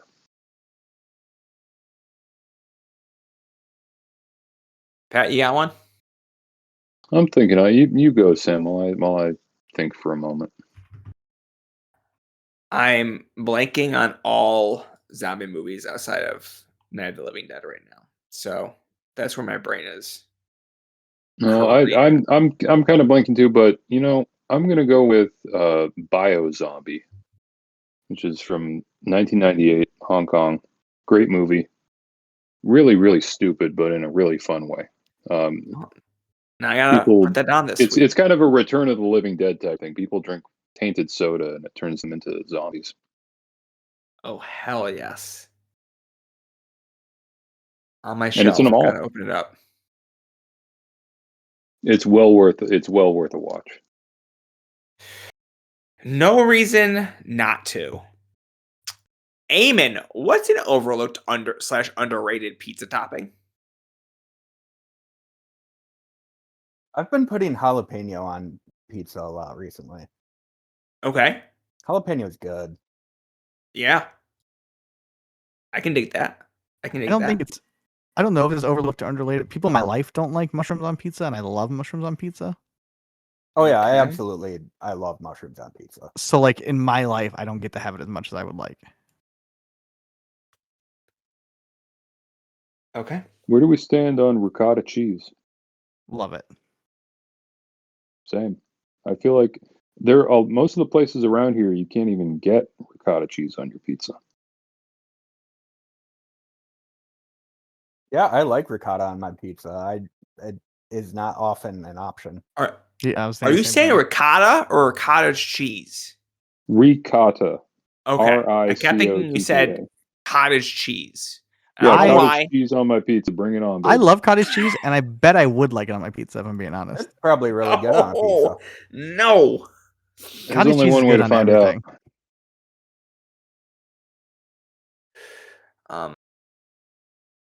I'm a big fan of cherry peppers and chorizo. That sounds delicious. Ooh, cherry peppers on a pizza is really good. Love it. Love it spicy. All right. Nick Gaiman. If Vince Russo could be on the writing team for any current TV show, film franchise, which would be best? Severance. And hear me out. Okay. I would like to stop watching this show. Okay. And I think that would do it for me.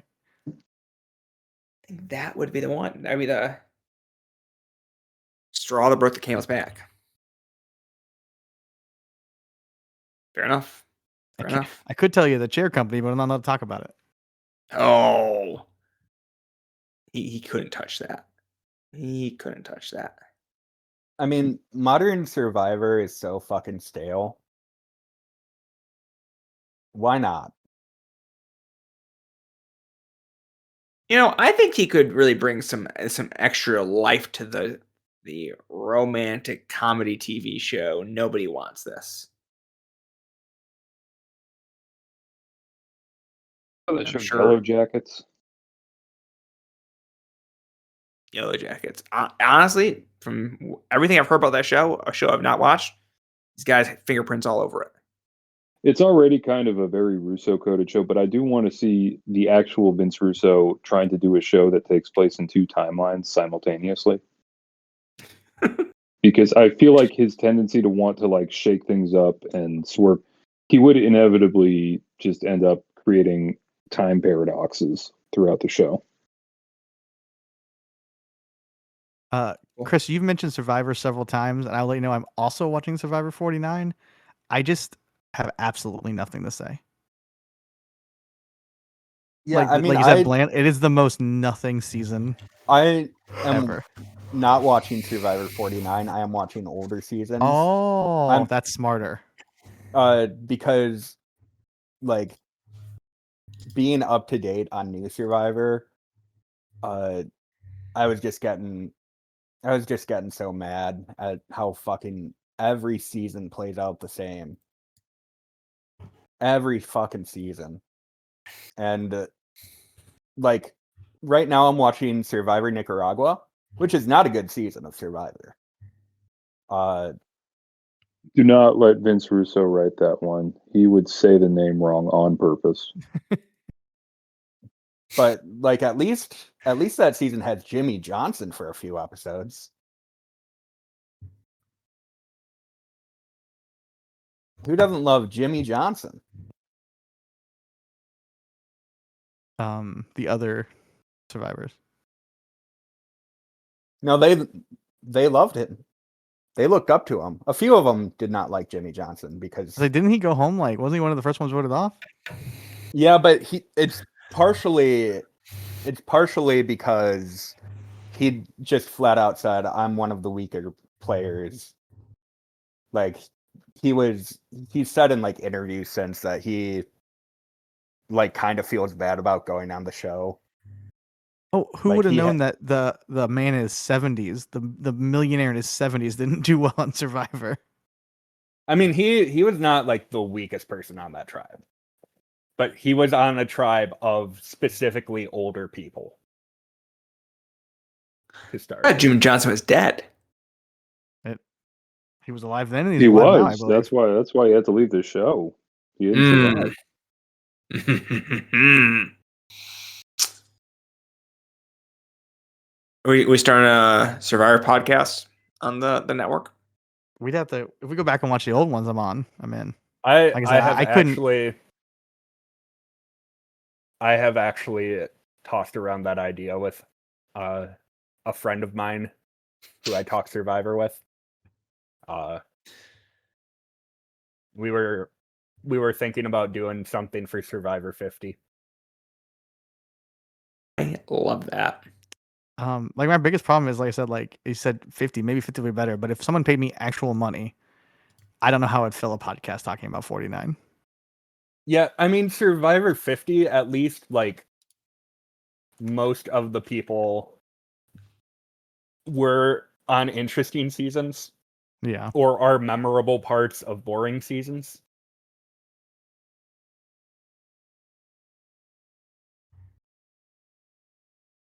All right. We don't know Survivor coming soon. I love it. Tim, book a VPR Monster Mash using only fake Kane-esque indie wrestlers. We've got who was the fucking fake Kane? So I'm thinking we've got cocaine, we've got blue cane. Who else is Kane-esque? Did Luke Gallows play Kane? I think he was Kane for a minute. Bring him in. I Throw mean, in- it's cruel. That's a I feel totally it's different close character. enough. They don't have anything to do with each other, really. Oh, I'm sorry. I'm sorry to That's even all right. imply. No, that was kind of a crazy thing to say. It's all right. What if we just, as the fourth person, we just threw in Hollywood Haley J? Yeah. I'm into it. And then we just launch them all into the sun. That's the booking. Is they all end up in a rocket that gets shot off into space.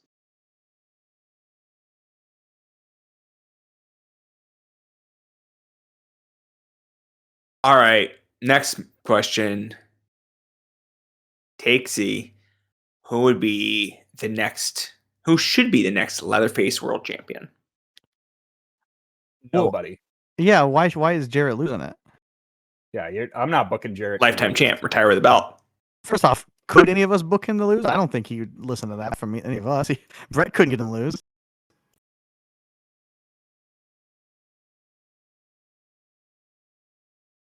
All right. Next question. This is Haven. boring. Best and worst candy. I like a Kit Kat. Cool. Oh, Kit Kat is good. Not I wouldn't big. call it the best, but sure. Not a big candy person. What the fuck? Like, I like candy, but I've got a candy bar. I don't like. I always go savory over sweet almost every time. Got that thing stocked. Dan, you also strike me as someone with a candy bar or an assortment of candy in your home. The worst candy bar at Heath. Oh, I like Heath. I think it's the worst. I gotta be honest, I actually like him too, but I'm just the guy Yeah, who I likes like candy. I like toffee. Like if I I have guess- like one Blizzard a year, and it's a Heath Blizzard. I guess I don't love Almond Joys. No, Almond Joy is the correct answer for worst candy. That is probably the. I kind of forgot it existed. I Like Google was candy bars. That's close to my worst. I think the worst for me is Warheads. Oh, interesting. Those things just fucking taste nasty. Yeah, they're just gross. Now that if we're opening up to all candy, that's harder. Yeah, I'm not a big Open fan it of up. like the sour stuff. Oh, I love like sour stuff, but Warheads suck. Yeah, I mean It's Warheads bad is sour. it's just like I don't know how they stayed in business. What? Well, Necco now they wafers? pivoted out of hard candy into gummies. Oh, they have all sorts. They have like gummies. They have like drops. Yeah, they have all it's like sorts of weird almost shit. it's hard to popular, it's find weird. the actual hard candy warheads now. Yeah, but they have so many like spin-offs that like I know. Yeah, all the kids around here go crazy for. But what about Necco wafers are really bad, and circus peanuts. sir, interesting. If we're just opening this up, are terrible. I actually like a Whopper, but I know it's not popular. Like No, Whoppers are like just bad malt balls. Like they're I want an bad. actual- They're bad malt balls, but like if that's the candy they have in the bowl at Halloween, I'm like disappointed in it. But like I'll eat a Whopper. No, I hand that to someone else. I ain't going near me. What about best, Sam? You got thoughts on best? Favorite candy bar, nostalgia, Sky Bar. Sky Bars are my fave. Not sure if y'all are familiar with their game, but they essentially have 4 sections: a chocolate section, a caramel section, a marshmallow section, and a fudge section. It's great. Can you still get Sky bars? You can. I just You haven't can. seen. I haven't seen one since I was a child. I think, but I also know that They- it's like regional. They don't have. Yeah, them they here, did. but I know they had them in Cleveland sometimes. Went to Ace Hardware today. They're at the counter. Almost bought one. Okay, they're very easy to get then. Very easy to get. Well, they weren't easy to get for the longest time. And I've thought for years that they discontinued it because in 2019 they did discontinue it. And then 2022 they brought it back. And I just never knew All right. because I never seen it. But I've seen them in airports, seen them there. But also, best candy might be just the Nerds Gummy Cluster now. Oh, They really killed the game. that actually wasn't going to be my answer. I was going to say something boring like 100 Grand Bar or a Snickers. But if you actually did an experiment and you put them all out on the table, the Snickers are not the Snickers. The gummy clusters are gone first and the fastest. So good. Yeah, my nephews go crazy for gummy clusters. They go crazy. I don't know how they did it. them. You talk about having candy in the house. We don't actually keep those in the house because they won't. Like you hand them and they're gone. So we only get those if it's like you're getting it right now. I got to rate favorite based on like what can I like not leave a big bag of in my house, because otherwise I will just sit there eating them without even thinking about it. And that for me, that's Starbursts, like the original 4 flavor set. Doesn't it slow you down that you got to unwrap them all? No, I'll just keep going. And then I'll like look next to myself and it's just like a pile of like wrappers. And I'm just like, shit, I feel like a fucking hog now. When Sam mentioned all of the different flavors in a Sky bar, it made me think of the Take 5 bar, which I'm a big fan of the Take 5 bar if I have a candy bar. Like, Take 5 is one of the top choices. Have you had a Reese's Take 5 bar? Yes. It's worse. You know, but it's just it's still good. Yeah, it's still really good. good. I want to give a shout out to the Reese's Big Cups that have the Reese's Pieces inside the peanut butter.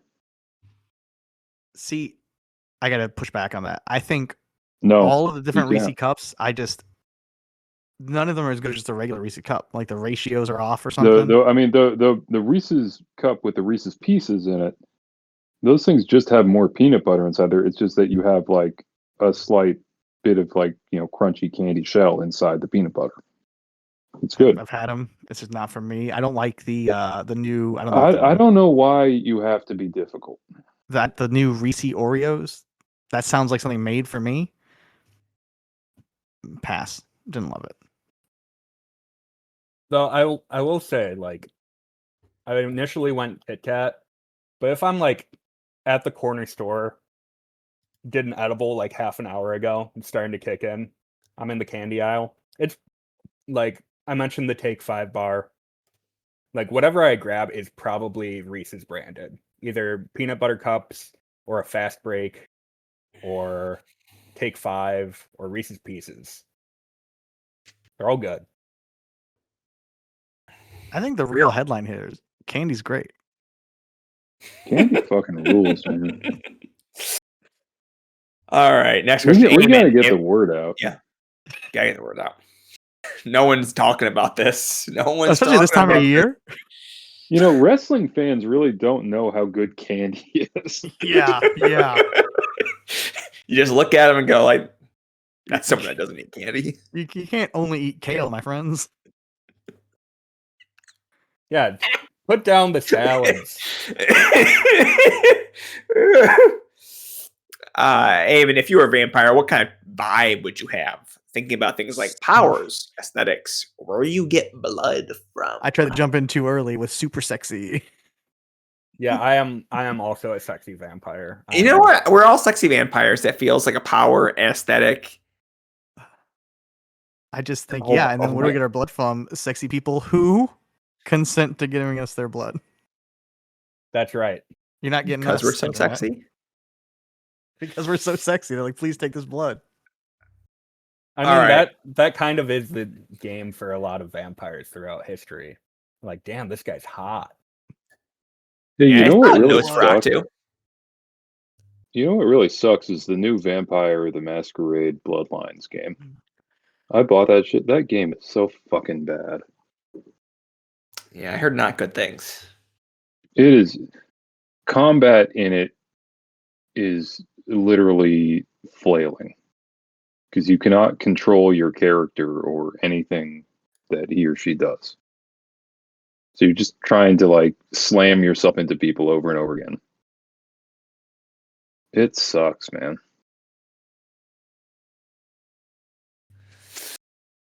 All right, next question. Pork, which Muppet and or Sesame Street character are you the most like?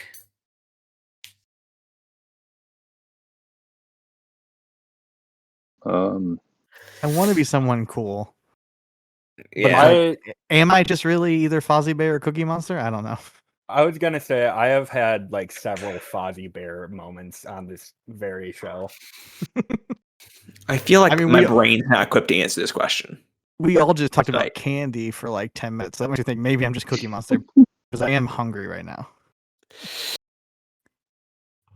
I'm gonna say I'm Ralph the dog. Just I hit like my the mic. I think that checks. I think that Yeah. checks out.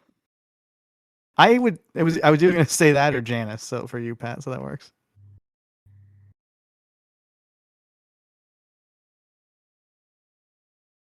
All right, next question.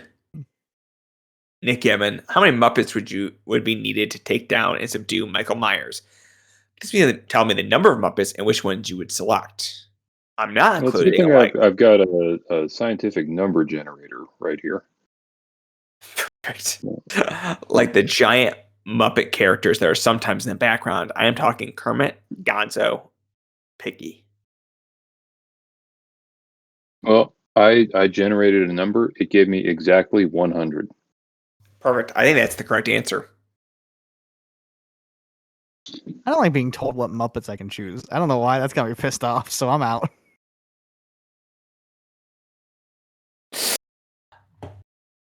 I'm not sorry, Ducky. Not going to answer your questions or Tim's. I'm not doing math. Fuck y'all. 6, 7, 6, 2, Nope. and 3, 2. I'm doing the hand motion right now. Okay. Ooh, Marilyn, what is the square root of Z bar?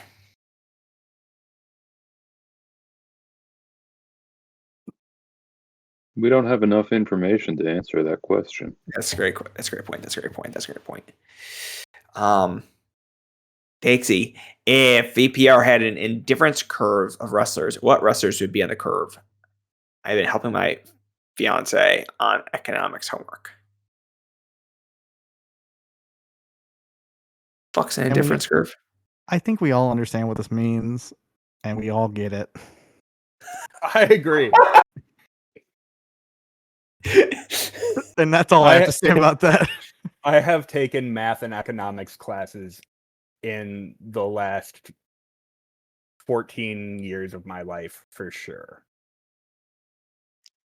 Oh, I overshot that a little bit. The last 12 years of my life. People are tired of us talking about economics at this point. So fucking true. Yeah, I mean, we talked all about Kane earlier. We love I'm Austrian going to economics. say, you know what's on my indifference curve is DPW because I am completely indifferent towards it. Burn. Got him. LeBron Cozone.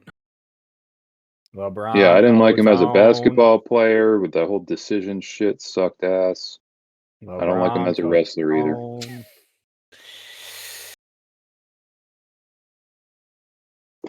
Okay. Next question. Porek, question for the pod. Then he links like an image of the William Lowell Putnam mathematical competition, which I will not read further into. Got some great reactions from the Discord, so I wanted to give It's credit. coming. The photo won't load for me, but I assure you I could have answered all 7 questions. I'm positive. Simon, favorite direct-to-video Hellraiser sequel? I had to I've always check in been on this first. because for some reason I thought Bloodline was direct to video. But apparently I was wrong. I'm finding out in real time there are a lot of Hellraiser movies. Yeah, so what the situation with Hellraiser was the studio had like a use it or lose it deal for the Hellraiser thing. They had a very short window in which that they could get Hellraiser movies in production without losing the rights back to Clive Barker or whoever. So what they would do is they would buy scripts that were unrelated to anything, add Pinhead to the script, and then be like, all right, send these motherfuckers off to Romania for 2 weeks. We're making a Hellraiser movie. That Um, I would love it if it was use it or lose it, and we got Doug Bradley just really wanted to stay on as Pinhead, and he was making movies like how Warren Beatty made that Dick Tracy a couple years ago, where he's just like on a Zoom call dressed as Dick Tracy so he can keep the movie rights. God, that would be so sad. No, they did in one of the direct-to-video ones. I think they did replace Doug Bradley, and he was pretty pissed off about it.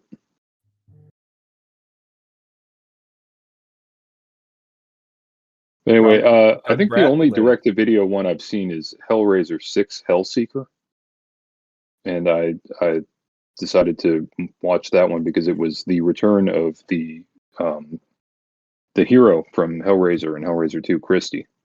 So I'm like, oh, okay, this might continue the story. Let's see how that is. It does not.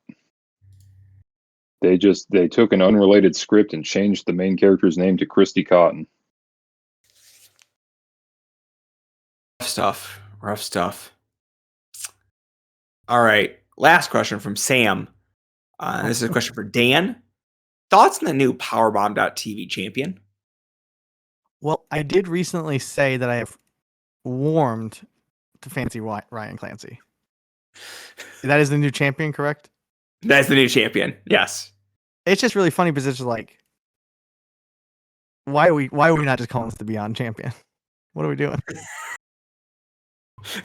Why are we doing this charade at this point? Yeah, it's now that we put it on Ryan Clancy, that should be like he should have like thrown it down and be like, you got your Greshams and your Orange Cassidys and your War Horses. This is the beyond that. I mean, there is already a Wrestling Open belt. That's a different company. I don't even know what you're talking about. I always thought it was so funny when they introduced the Wrestling Open champion, because when Beyond started, Drew was so adamant, like, there's not going to be a Beyond champion because the idea is like you're coming to see the main event because it's going to be a good match, not because there's a title on the line. And I wonder if he's just like 10 years later, he's still like, no, I said we're not going to have a Beyond champion. So we have to have a Wrestling Open champion or a Powerbomb.tv champion. Which I'm looking at his defense. In his defense, you were going to put Ichiban, Brad Hollister, Ryan Clancy, Bryce Donovan, Bobby Orlando, the 5 Wrestling Open champions. They were going to be main events anyway. Names like those. Yeah. True stars. Anyway, well, thank you, Dan, for answering that question. Audience was really looking forward to your feedback. And that's an episode, folks. Yeah. So, thank you all for listening, and we'll be back again next week. I'm almost sure of it.